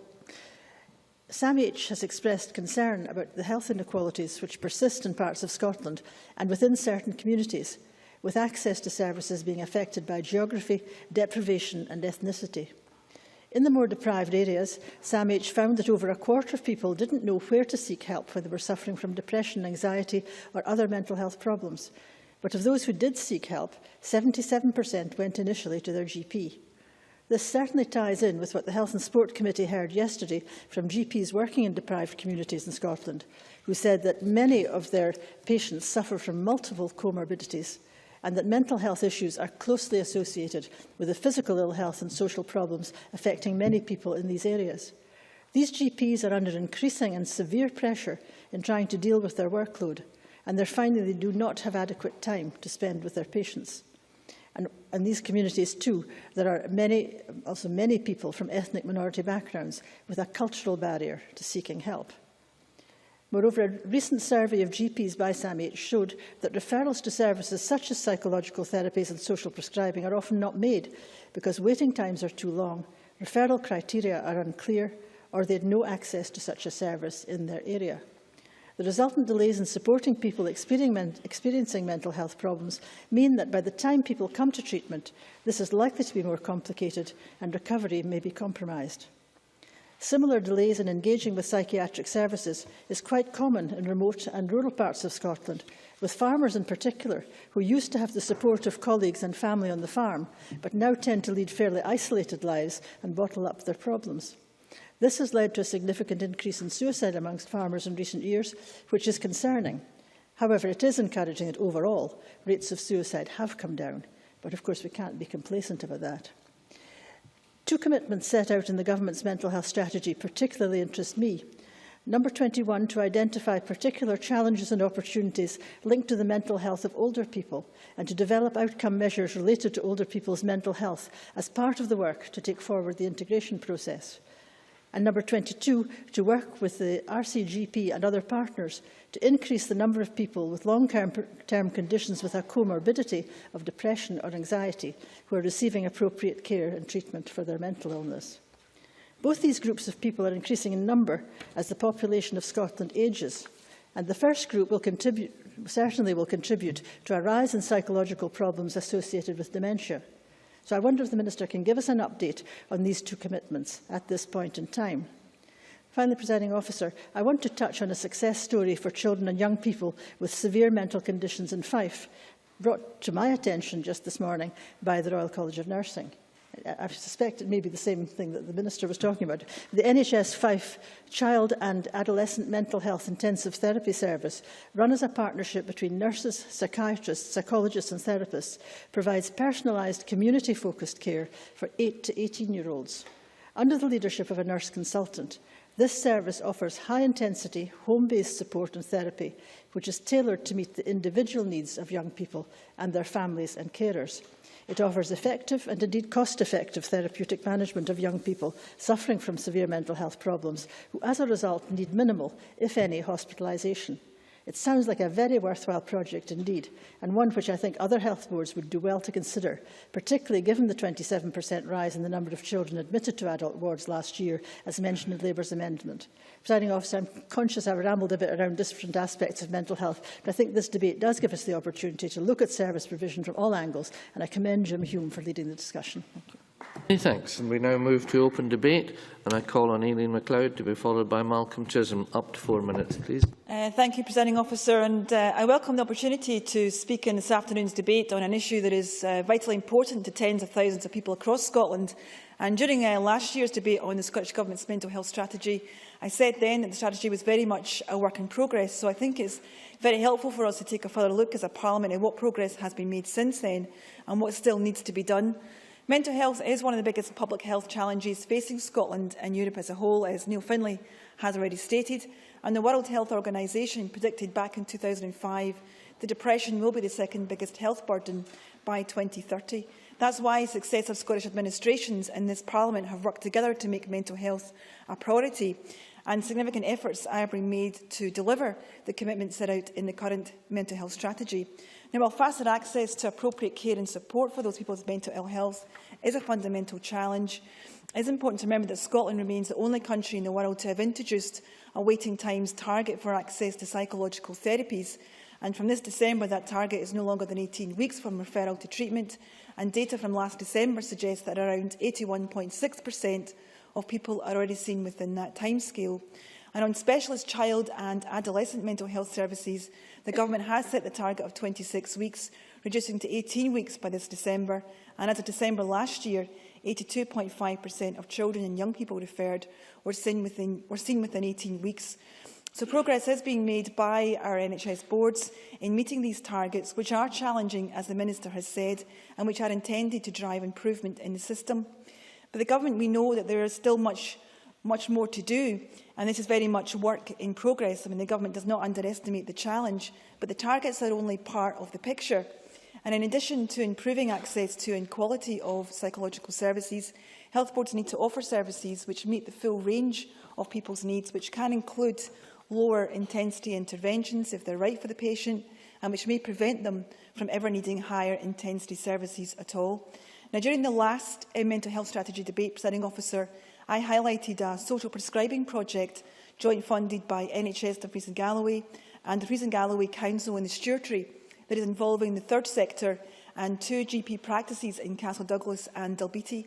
And this is looking at reducing the level of prescribing of antidepressants through other forms of therapeutic provision. and the results of which are currently being evaluated. So we need a mixture of such provision in order to deliver the same person-centred approach to mental health care that we require in other areas of health care. Now, I welcome the Government's continuing commitment to tackling the stigma that is sadly still associated with mental illness and mental health problems through the refunded CME national programme, which together with Comic Relief is investing £4.5 million over 3 years.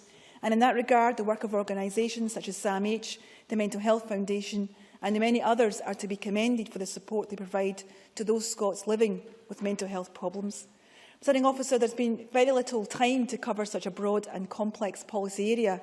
So in conclusion, the Government does remain committed to providing high-quality mental health services, improving access to those services and their scope and breadth, and tackling the stigma which has dogged mental ill health for too long, as well as addressing the wider issues of social policy and deprivation, which are undoubtedly important factors in the social context of mental health.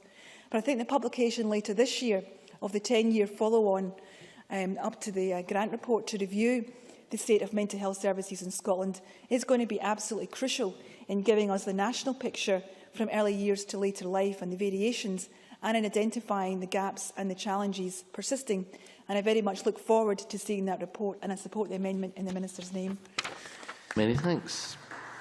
I call on Malcolm Chisholm to be followed by Colin Keir. Up to 4 minutes. Begin health debates with positive stories, and it's very easy to find them this week because we've got that wonderful organisation Patient Opinion here this week, and I just asked them for some feedback from patients about mental health services earlier today, and there were lots of excellent stories about good services they'd received from the health service in regard to mental health, and clearly we should learn from those, and everyone should seek to emulate that example. But of course it's our duty always to highlight problems as well, and I think psychological therapies is a good example of that, where there has been some general progress on waiting times. But we know there's problems captured in the motion by the figure of 3,986, but crystallised for me, I suppose, by just two constituency examples I've had this month, in fact, about people who've had problems in relation to that area of the service. One woman I can think of, an adult with anxiety, who was desperate to get psychological therapy of some kind, and all she was offered was medication, which she said she would not take because she knew it had adverse side effects in her case. And the other was a parent about her teenage daughter who had profound anxiety as well and self-harm, and yet it took several years for her to be accepted as a patient by specialist services, and now she has been assessed as suitable. She has a further wait for treatment. So it kind of raises for me three questions about psychological therapies. First is the waiting time issue. It's certainly got a lot better, but is that a waiting time for assessment or treatment? It may not always be the same thing. Secondly, what are the criteria for acceptance into specialist services? Because there must be a fear of a trade-off between the eligibility criteria and the waiting time. I don't know if that does happen, but clearly that would be one way of coping with waiting time pressures, would be only to take people at a more serious level of illness. Related to that is, and Jim Hume referred to the SAMH forthcoming research, we're told by SAMH that GPs are uncertain about the assessment criteria. And finally, of course, and thirdly, what range of psychological services are available. At a recent meeting, well, it was about a year ago, of the cross-party group on mental health, we dealt with psychological therapies, and Donnie Lyons pointed out how the Mental Welfare Commission was concerned that psychological treatment in the NHS may only extend to cognitive behavioural therapy, not that there's anything wrong with that, but that patients may not get a real choice of therapy. And that was kind of reinforced by a letter I received from the Minister a couple of weeks ago, that only 5 child psychotherapy trainees started in October. So do we have a sufficient range of psychological therapies? Having mentioned Donnie Lyons, I think it would be appropriate to pay tribute to all his work as Director of the Mental Welfare Commission, who retired 2 days ago.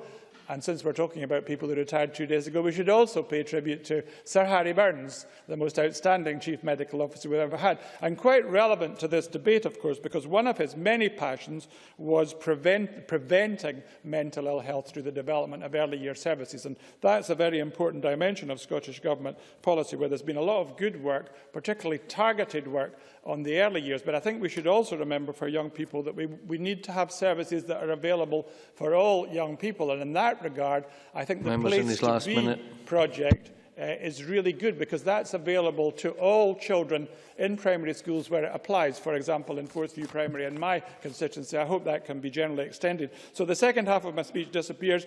I was going to praise, obviously, the Labour amendment, which, and it does worry me that the 2003 Mental Health Act placed a duty on health boards to provide sufficient services and accommodation for young people up to the age of 18, and it still hasn't been met. I was going to talk about lots of other concerns about the revision to the Mental Health Act, which came up at the cross-party group on mental health on last Wednesday, but that will have to wait for another day because time is up.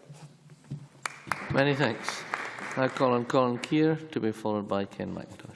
Thank you, Presiding Officer. As my niece is a psychologist in Borders NHS, I know that the issue of mental health is a major one. What I wasn't aware of was the magnitude of the problem, and as Neil Findlay pointed out, over a third of Europeans will be affected by mental illness this year. As he also mentioned, depression is the leading chronic condition in Europe. And I was astounded when I found out that it was predicted by the World Health Organization that depression will be the second biggest health burden by 2030, second only to HIV/AIDS.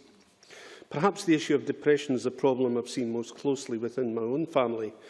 My father in later life suffered from a degenerative illness and ended up with depression in a big way.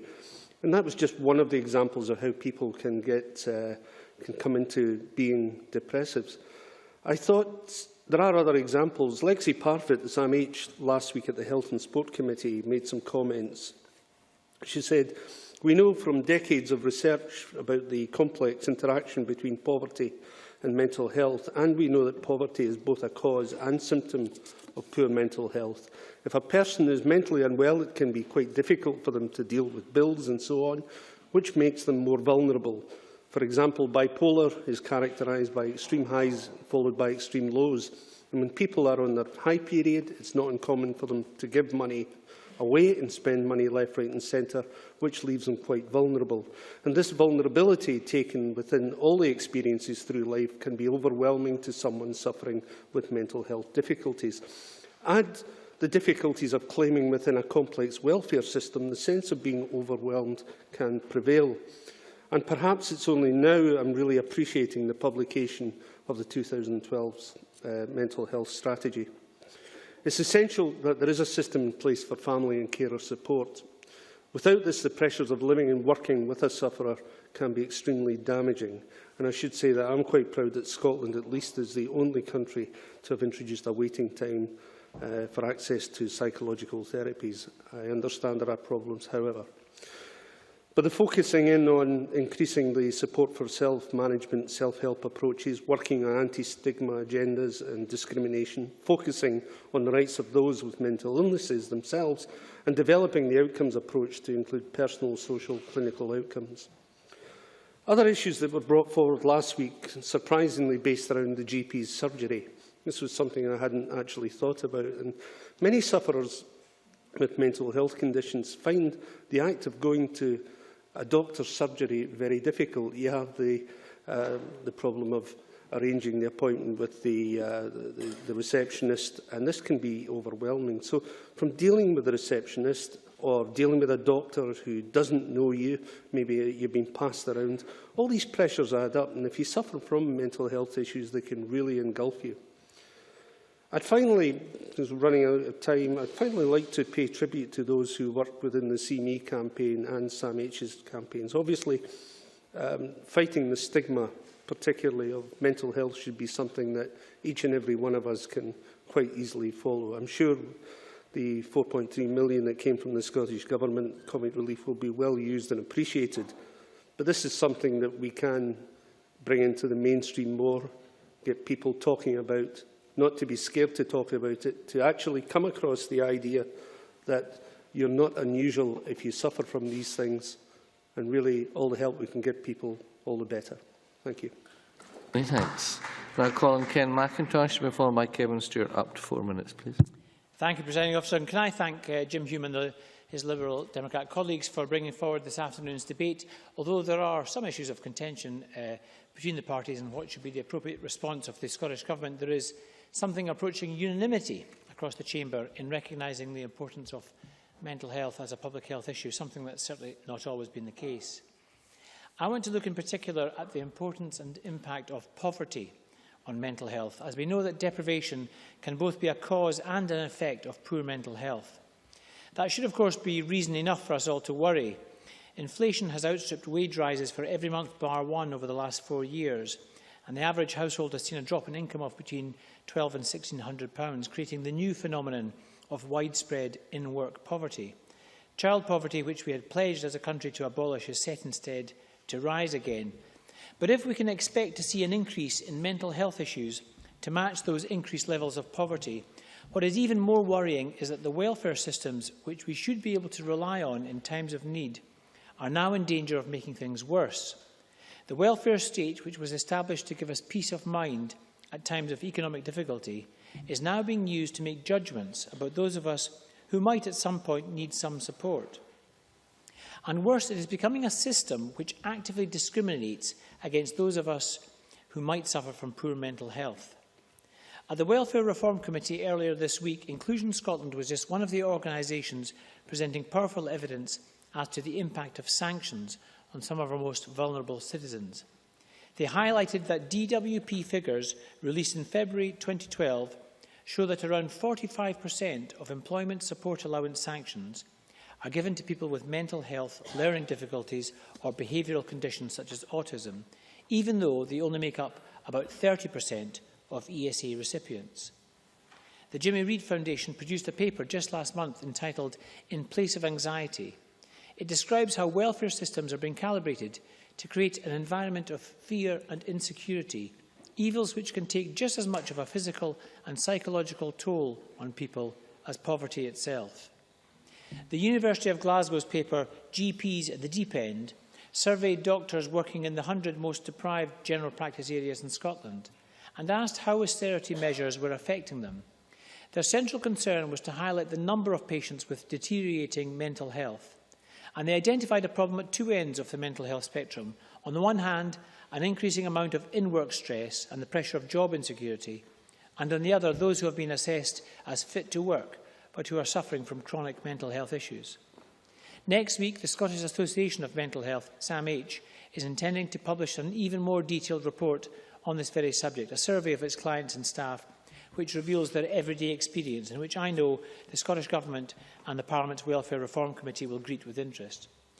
Presiding Officer, the evidence given to this Parliament makes it clear that claimants and observers alike see the welfare reforms as punitive and unfair. They are regarded as stripping people of their respect and dignity, and instead of improving our well-being, they are contributing to poorer mental health.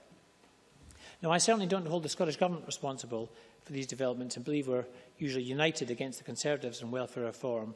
But we also have to ensure that in introducing mitigation measures, we don't implicitly or inadvertently repeat the same judgments. And I would give the Scottish Welfare Fund as an example. It's clear that claimants of crisis loans are more likely to receive vouchers rather than cash. And there's an implicit judgment here that at best we don't trust them with cash. At worst, we assume all claimants are potential fraudsters. Mental health is not just an issue for our health services to cope with. It's a set of attitudes, a prejudice or a stigma that we all have to overcome individually and as a society. And we have to be careful we don't make things worse through our public policies, through our social or economic policies. Thank you. Many thanks. Now call on Kevin Stewart, after which we move to closing speeches. Thank you, Presiding Officer, and I'm glad to be given the opportunity to talk about mental health issues here today. And I think a number of members have already looked at some of the positives that have happened in the last number of years, and long may that continue. But like Mr McIntosh, I think that there are a number of major issues that are holding back Scotland being able to improve its mental health.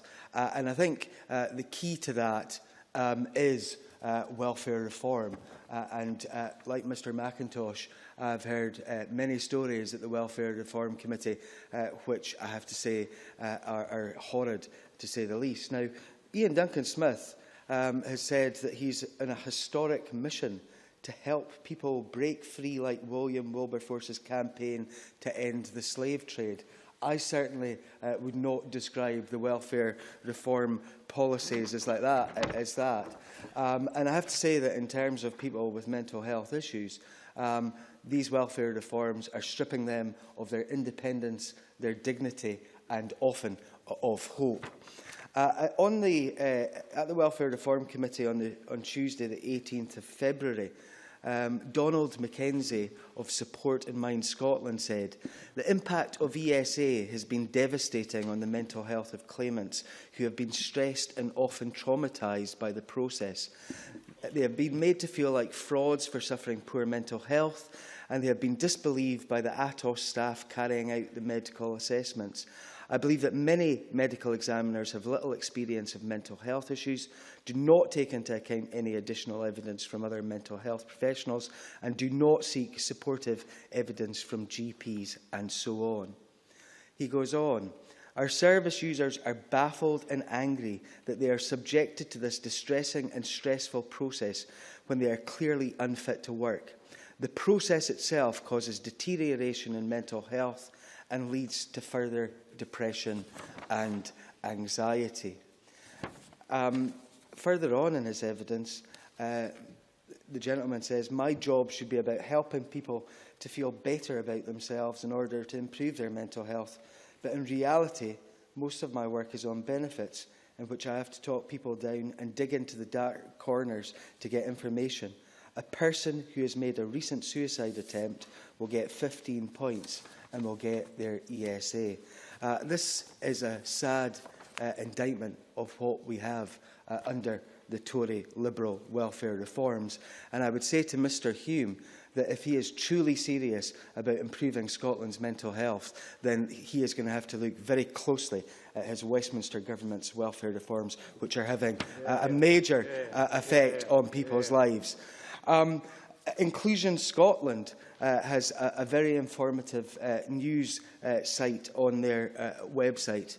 And on that site, there is, and I quote from that site, there is Mental Welfare Commission findings. The Mental Welfare Commission for Scotland said that a woman in her early 50s took her own life less than a month after an ATOS assessor gave her 0 points in a work capability assessment and docked her weekly benefits by nearly 30%. The NWC said it could find no other reason why the woman, named only as Miss DE, would kill herself at her home on New Year's Eve 2011. She had no history of suicidal behaviour, was hoping to return to work and was about to get married. After an exhaustive investigation, including interviews with all the mental health professionals involved in her treatment, her GP, friends and local welfare rights teams and the ATOS and Department of Work and Pension staff involved in her case, the Commission concluded the assessment was to blame. If we want to improve mental health in this country, we must stop these unfair work capability assessments. Thank you, Presiding Officer. Thank you. We will now move to closing speeches, and I call on Jackson Carnot up to 4 minutes, please. Thank you, Presiding Officer. Can I begin by thanking Jim Hume for the way in which he moved this afternoon's short debate, which in fact turned out to be, I think, 2 debates for the price of 1. I would like to concentrate, in fact, on the motion before us, the amendment in Mr Matheson's name and the amendment in Mr Simpson's name, which I think are much more consistent with the longer narrative that this chamber has had in dealing with mental health issues, and perhaps for the more pejorative argument that has been put to find its place in another and more appropriate debate. This Scottish Parliament, one of the great strengths of it, I think, has been the leisure of time. The leisure of time over the last 15 years for an issue like mental health to be properly explored, properly discussed, and to gain the support of the whole chamber and all sides of it in an appreciation of what needs to be done and a strategy to take that forward. And I think at the heart of all of that has been an understanding that the need of the public perception to change has been at the heart of what needs to underpin a successful strategy for mental health. I think it's been very slow to change, but I think there are suggestions now that it is, because I think people do understand the way in which mental health underpins so many other conditions about which we have spent time debating, whether those are addictions, alcohol, drugs, eating disorders or obesity, whether they are in fact crime-related.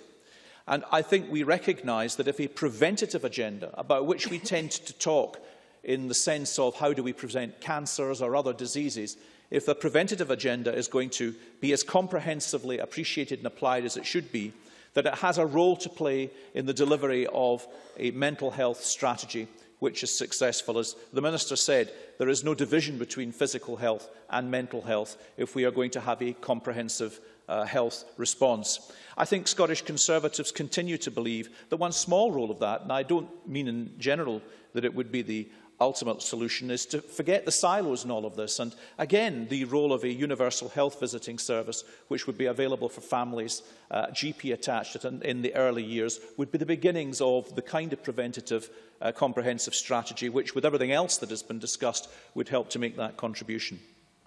I reflected on something Neil Findlay said, which was that it was one of the most prevalent conditions of our time. And I wondered about that, because I wonder if it is so very different now to how it was before, or whether, in fact, we now are actually much more successful at having populations across the whole of Europe understand that what they previously dismissed or denigrated is now a very real health condition, and that what we are successfully doing is diagnosing so many more people and the mental health problems that they have. And it is through that initial diagnosis, I hope, that then the hope that we all have that we will have a strategy which will be effective and treating it will be successful.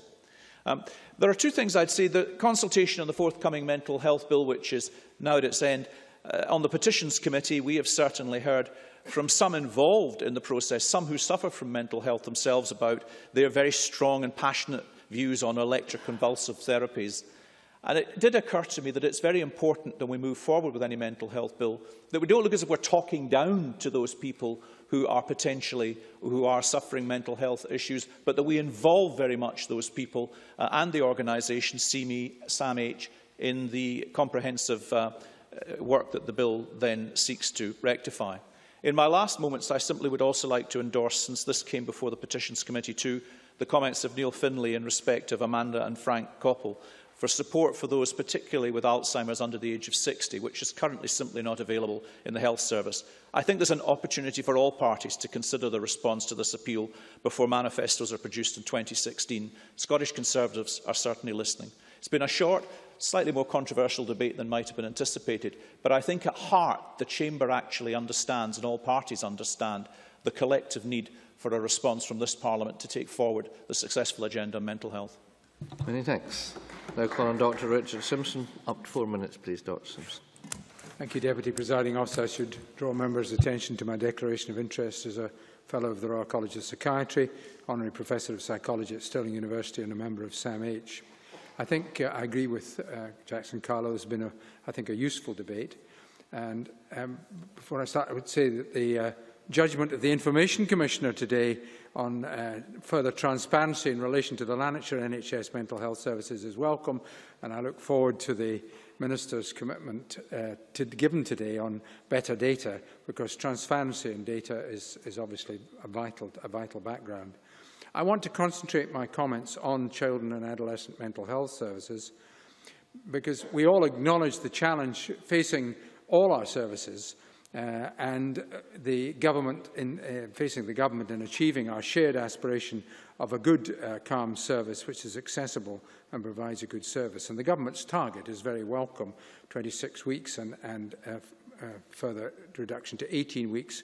But the difficulty of achieving this is going to be quite significant, particularly in relation to psychological services, as a number of speakers have referred to, and I think Jim Hume's fairly forensic analysis of that was an important contribution to go on the record. Jim Hume, Neil Findlay and Annette Milne reminded us that health inequalities in the mental health field are stark and sometimes really unrecognised. And as Ken McIntosh and Kevin Stewart have said, this is likely to grow in the current economic climate and in response to the welfare reforms, because, again, mental health within those reforms are not properly dealt with, are not well recognised. As far as our amendment is concerned, we were referring to the Tier 4 services, and as referenced by Annette Milne and indeed the Minister, service redesign is obviously very important in preventing admission, and this is welcome both in Fife and Borders and the examples given. But the increase in admissions of children to adult wards, reversing the previous trend, is a worry, and I think there is a need for the government to review the cuts in the previously agreed bed capacity development for child and adolescent services, because I think we haven't got that quite right. My colleague Neil Findlay showed the reduction and proposed further reduction in educational psychology posts and other services in the local authorities against the background of under-provision in clinical psychology and increasing demand. I'm sorry, yes. Ms. Scanlon. Much has been said today about psychological therapies. Would Dr Simpson share my concern that psychological therapies do not necessarily address the needs of every person with a mental illness, and that in many cases they actually need a psychiatrist? Simpson. I'm actually going to come on to that in the very last minute and a bit that I've got in place, because I think early identification of mental health problems is vital. And so we really need to look at the Tier 1 and 2 services, which are considerably less expensive than the Tier 3 and 4 services to which the member was referring. I want to join Malcolm Chisholm in praising the Place to Be programme in Edinburgh, which has 10 schools now and has been followed by Glasgow and East Lothian. I would commend to the Minister the development of this sort of counselling services in schools, because they actually take the weight off the CALM services. Another programme is that from the Foundation for Positive Mental Health. Dr Dobbin, an Edinburgh GP, has trained hundreds of general practitioners in promoting well-being, and this is also important, as are the services referred to by Aileen MacLeod in her constituency. To conclude, Deputy Presiding Officer, this Parliament and the Government face challenges across the NHS and social care sector, but mental health does remain one of the greatest, and we must unite as a Parliament to try and develop all these services to improve the welfare of those who have mental health problems. Thanks very much. Now call on Michael Matheson, up to 6 minutes, please, Minister. Thank you, Presiding Officer. I think it's been a useful debate, and I want to try and draw this debate together in a consensual fashion, because our mental health debates largely have had a consensus around them within the debates that we've had across the Chamber. I'm sure all members will recognise when we published the mental health strategy in 2012, it was in order to build on the good work that had already taken place off the back of the earlier strategy, and to make sure that we continued that progress, but we increased the pace of change within the system where we can as well. And there was also a strong consensus from stakeholders that that was the right approach to take, and that we needed to build on the previous commitments and to continue that progress. Some members have asked about how progress has been made in this, and the Scottish Government website does keep up-to-date information on the some 36 different commitments that were set out in the strategy. There are 7 commitments which are being completed, 23 commitments which are well underway, and there are 4 commitments which are scheduled for work in 2014-15. So there's a considerable amount of work already being taken forward as part of the implementation of the mental health strategy. Jim Hume and others have made mention of the grant report, and the grant report was extremely useful in providing us with a real insight 10 years ago into the situation at a national level within our mental health services. And the work that we're presently undertaking, which has already been commissioned, will allow us to get that further 10-year report, 10 years on, to see exactly what progress has been made since 2003, but also importantly to identify where the challenges remain in order to actually focus in on them much more effectively. And in order to complement that, we're also going to be undertaking a one-day census of inpatient estate later this year, which follows on from the very successful pilot that we had in NHS Greater Glasgow and Clyde last year. Alongside the 10-year update report will give us a fantastic level of data and insight into the situation within our mental health services across the country, which will allow us to again to identify where we need to make further progress and how we can focus in these areas. Now, a number of members have made reference to psychological therapies. Actually, I think just about every member has made reference to psychological therapies. And a key part of introducing the HEAT standard target was in order to drive up improvement within the service itself. It was a stretch target. I know that the system is not perfect, but the target was introduced in a way in order to drive further improvement into the system. And the latest data shows that the average wait for access to psychological therapies is 9 weeks. I recognise there are variations in different parts of the country, And the work we're taking forward with ISD around the data we receive from boards is to make sure that we can apply further pressure to those boards where there hasn't been sufficient progress, in order to drive further progress in accessing psychological therapies. And the point that was raised by Malcolm Chisholm in his own comments, the 18-week target is for treatment rather than referral. So it's from referral to treatment in that particular timescale, and also the range of psychological therapies which are available. There are, of course, more therapies available than just CBT in itself, and we published the treatment matrix a couple of years ago, which has a whole range of different evidence-based treatments that can be provided through psychological therapies within NHS Scotland. I'm conscious there are some who would like to see different types of counselling in the treatment matrix, but we have taken forward the matrix on the basis of evidence base, where there is a clear clinical evidence base that it can provide a better outcome for individuals. And on that basis, they've been introduced into the treatment matrix for NHS Scotland. For a couple of members, it may be interesting to know that for access to psychological therapies from the Borders, it's 6 weeks now. In Dumfries and Galloway, it's 6 weeks. In Fife, it's 10 weeks. In Highland, it's 6 weeks, all of which have been improvements on what was happening previously. A number of members have made reference to CAMS, as did Neil Findlay and Richard Simpson, about improving access. You know, Richard Simpson would have been on the Health and Sport Committee with me in the last parliamentary session, where we looked at the whole issue of CAMS services, where it was very clear this was an area that had been chronically underfunded for, well, since the beginning. Investment had just not been made into CAMS services. And we've seen a very significant level of funding introduced over recent years, which has allowed an increase in the level of services that can be provided in order to speed up access to, if I've got time, Presiding Officer? But on you go. I'll give way. Before you move into your last minute, support a great deal of what the Minister said. Can I just say gently, at some point, we have to have a serious discussion about the funding of local government and community services that provide support to people with a range of health problems, and particularly mental health problems. 50 to bring forward a Labour debate, if you wish to, on that very issue, and we can respond to these matters. But in the issue of CAMS services, there has been a significant improvement.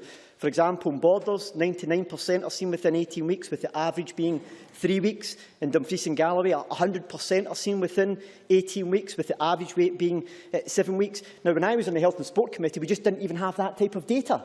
We had no idea how long it was taking for people to access these services. So it's extremely important we do recognise the level of travel that's already been taken forward in improving access to these types of services, but importantly, that we build upon that in the years to come. Presiding Officer, and what, as I said, has been a very useful debate. The Chamber can be assured that we will continue to make sure that mental health remains a clinical priority for the Scottish Government, and in doing that, we will be able to continue to build on improvements we've seen in recent years. Excellent. Many thanks.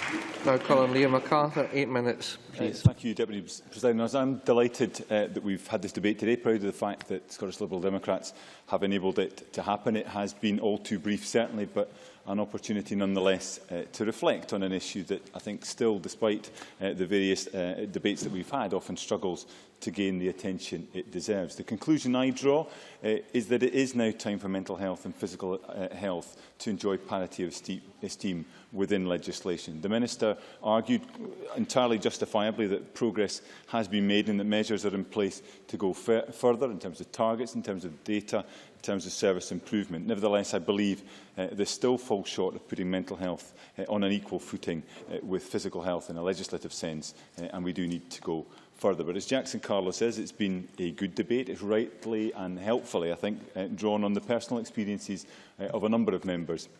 And Annette Milne reminded us of the practice within Fife, which is delivering real benefits to children and adolescents. Aileen MacLeod talked of initiative in the south of Scotland, reducing patient dependence on medicines. And I think Malcolm Chisholm was building up to give us a whole rasp of good examples of excellent practice. And I think we do need to bear this in mind as we take forward the debate about where we want to see improvements made. But this personal approach should surprise no one. 1 in 4 of us will suffer poor mental health at some point in our life. 3/4 of us know someone with a mental health problem. And Deputy Presiding Officer, I am one of that 75%.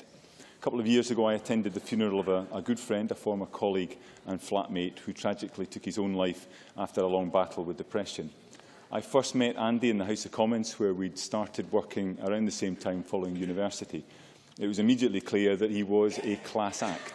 He was a passionate advocate for the causes he cared about, notably the environment, this at a time when environmental issues were still dismissed as the obsession of a loony fringe. Andy combined that passion with a real political insight, a wicked sense of humour and a generosity of spirit that made him brilliant company and a privilege to know. Yet there was always a sense that he was keeping something back, aspects of his life he was reluctant to share. It only really emerged later that Andy suffered serious and utterly debilitating bouts of depression. During these times, he would retreat completely from the world, cutting himself off from family, friends and anyone else who might have been able to help. In the latter stages, I'm not sure what any of us could have done for Andy. However, I can't escape the feeling that had Andy been able to open up earlier about the mental health problems he was clearly suffering, it might have been possible to support him, to enable Andy to cope with the condition that eventually killed him at a wastefully young age. At that time, in the early 1990s, the stigma surrounding mental health was more oppressive than it is today. For a young bloke from Yorkshire intent on proving himself in the big city, it is not hard to see why opening up about a mental health problem would be the last thing you would want to do. We've come a long way over the last 2 decades or more, and like Colin Kieran and others in this debate, I would record my admiration for the work done by those involved in the CME campaign over recent years and welcome the refounding of that initiative over the next 3 years. But I firmly believe, and I think it's acknowledged across the Chamber, we've not come far enough. As Jim Hume and Annette Milne reminded us at the outset, mental illness remains the dominant health problem for people of working age. It continues to damage careers, relationships and lives. The financial, let alone the human costs of this are colossal. So, like others, I would want to put on record my support, again, for the Scottish Government's mental health strategy. This has been a very welcome and important step forward, recognising, amongst other things, how critical it is that effective treatment is provided in a timely fashion. Such treatment can safeguard the welfare of the individual in the first instance, and without offering any guarantees, it also increases the chances of that person enjoying good mental health subsequently. That is why the waiting time targets referred to in the Minister's motion are particularly welcome. However, as Jim Hume highlighted, after encouraging early signs of progress towards meeting this target, recent figures suggest we are moving in the wrong direction in some cases. At a regional level, we're seeing variations between health boards opening up the prospect of a postcode lottery, and Malcolm Chisholm gave us an illustration from his own constituency. And while additional experts have been recruited, there is evidence of variations in the per capita ratio of psychologists in different parts of the country, the only element, in a sense, of the Government's motion with which we perhaps have a problem.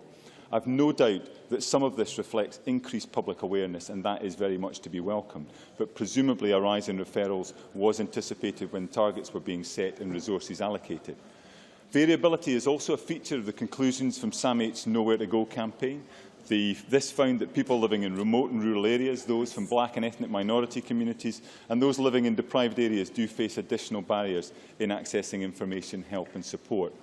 Multiple health and social problems, reduced expectations and lower health literacy have all been found by SAMH to contribute to poorer outcomes in more deprived areas. And I think Ken McIntosh, Neil Findlay and others very reasonably made that point. I think the only discordant note, as Jackson Corlaw intimated, was the contribution from Kevin Stewart, which would have, I think, carried more weight had there been any evidence in the White Paper of where the additional resources were to come, or a different approach that was being mapped out in that respect of welfare reform.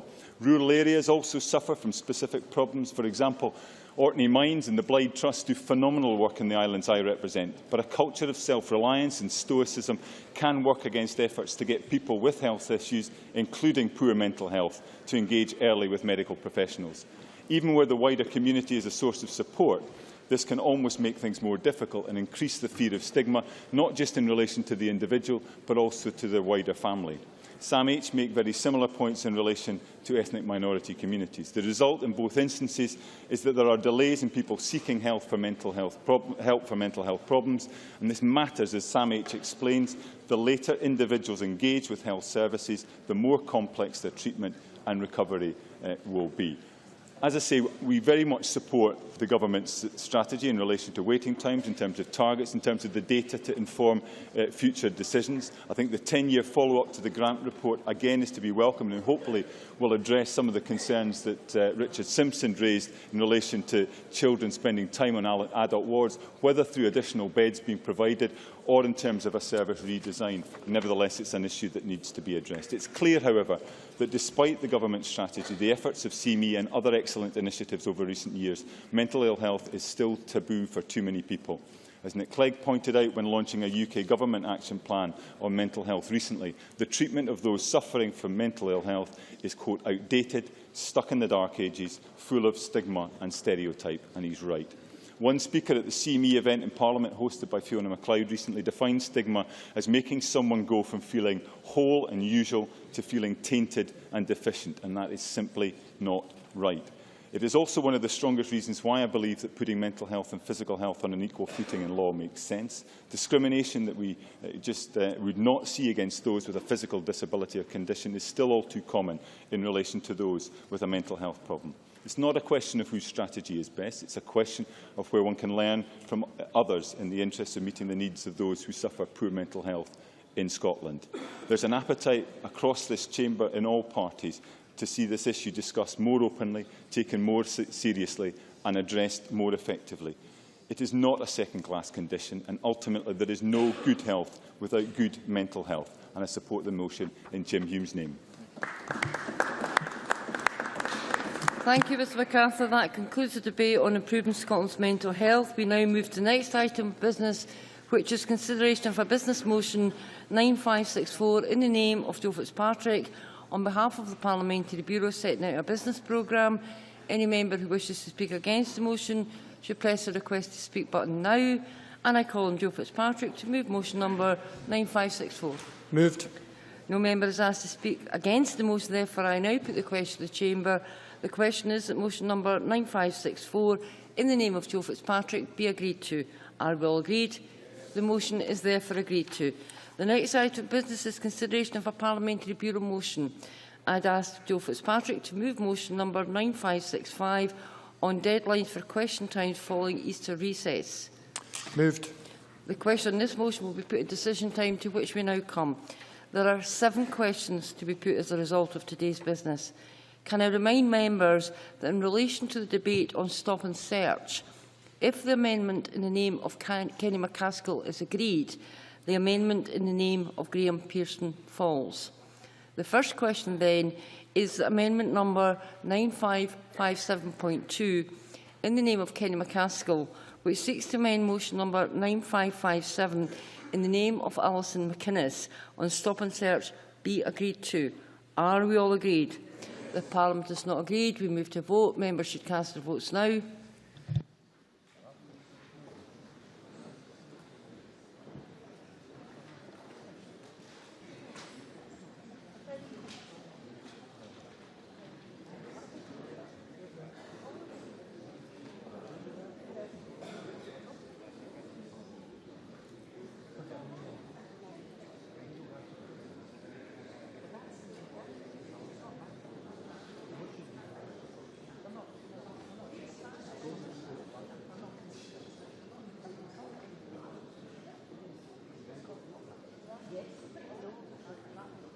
Thank you. The result of the vote on amendment number 9557.2 in the name of Kenny McCaskill is as follows.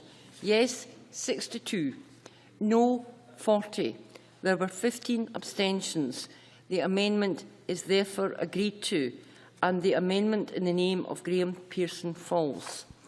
The next question is that motion number 9557 in the name of Alison McInnes as amended on stop and search be agreed to. Are we all agreed?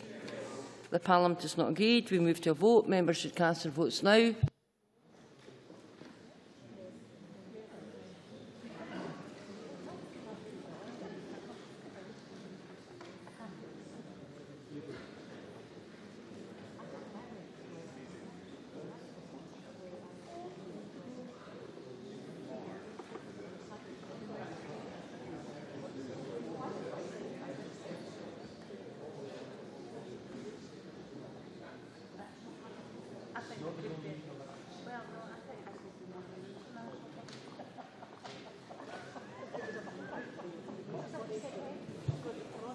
The result of the vote on motion number 9557 in the name of Alice McInnes as amended is as follows.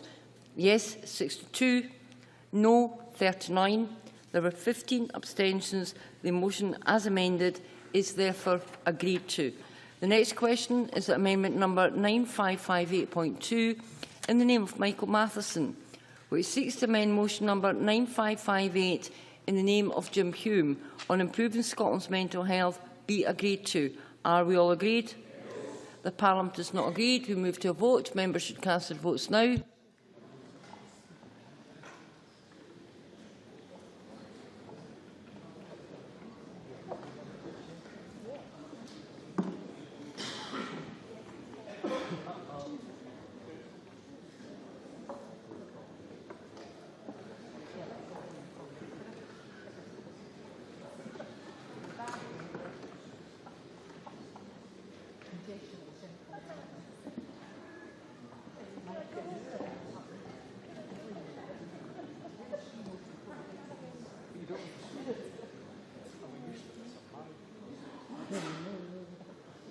The result of the vote on amendment number 9558.2 in the name of Michael Matheson is as follows.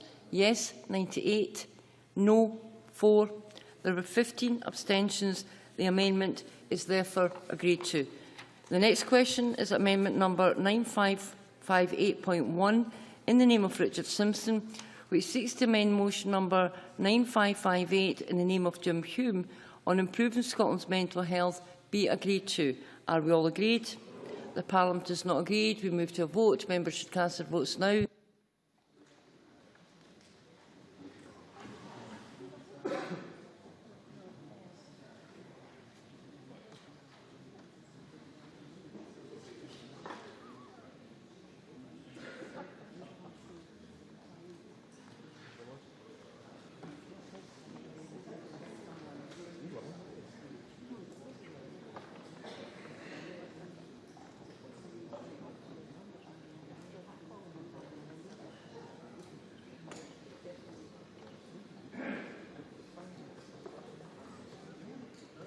The result of the vote on amendment number 9558.1 in the name of Richard Simpson is as follows.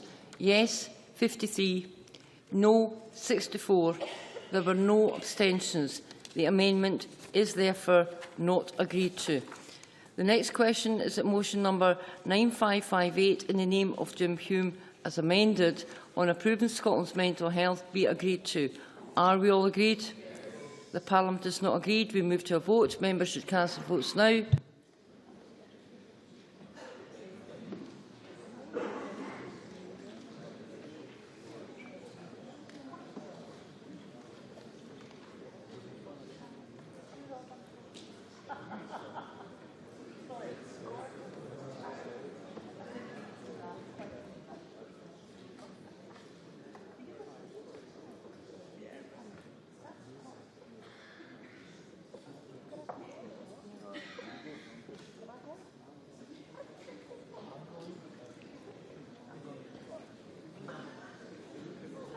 The result of the vote on motion number 9558 in the name of Jim Hume as amended is as follows.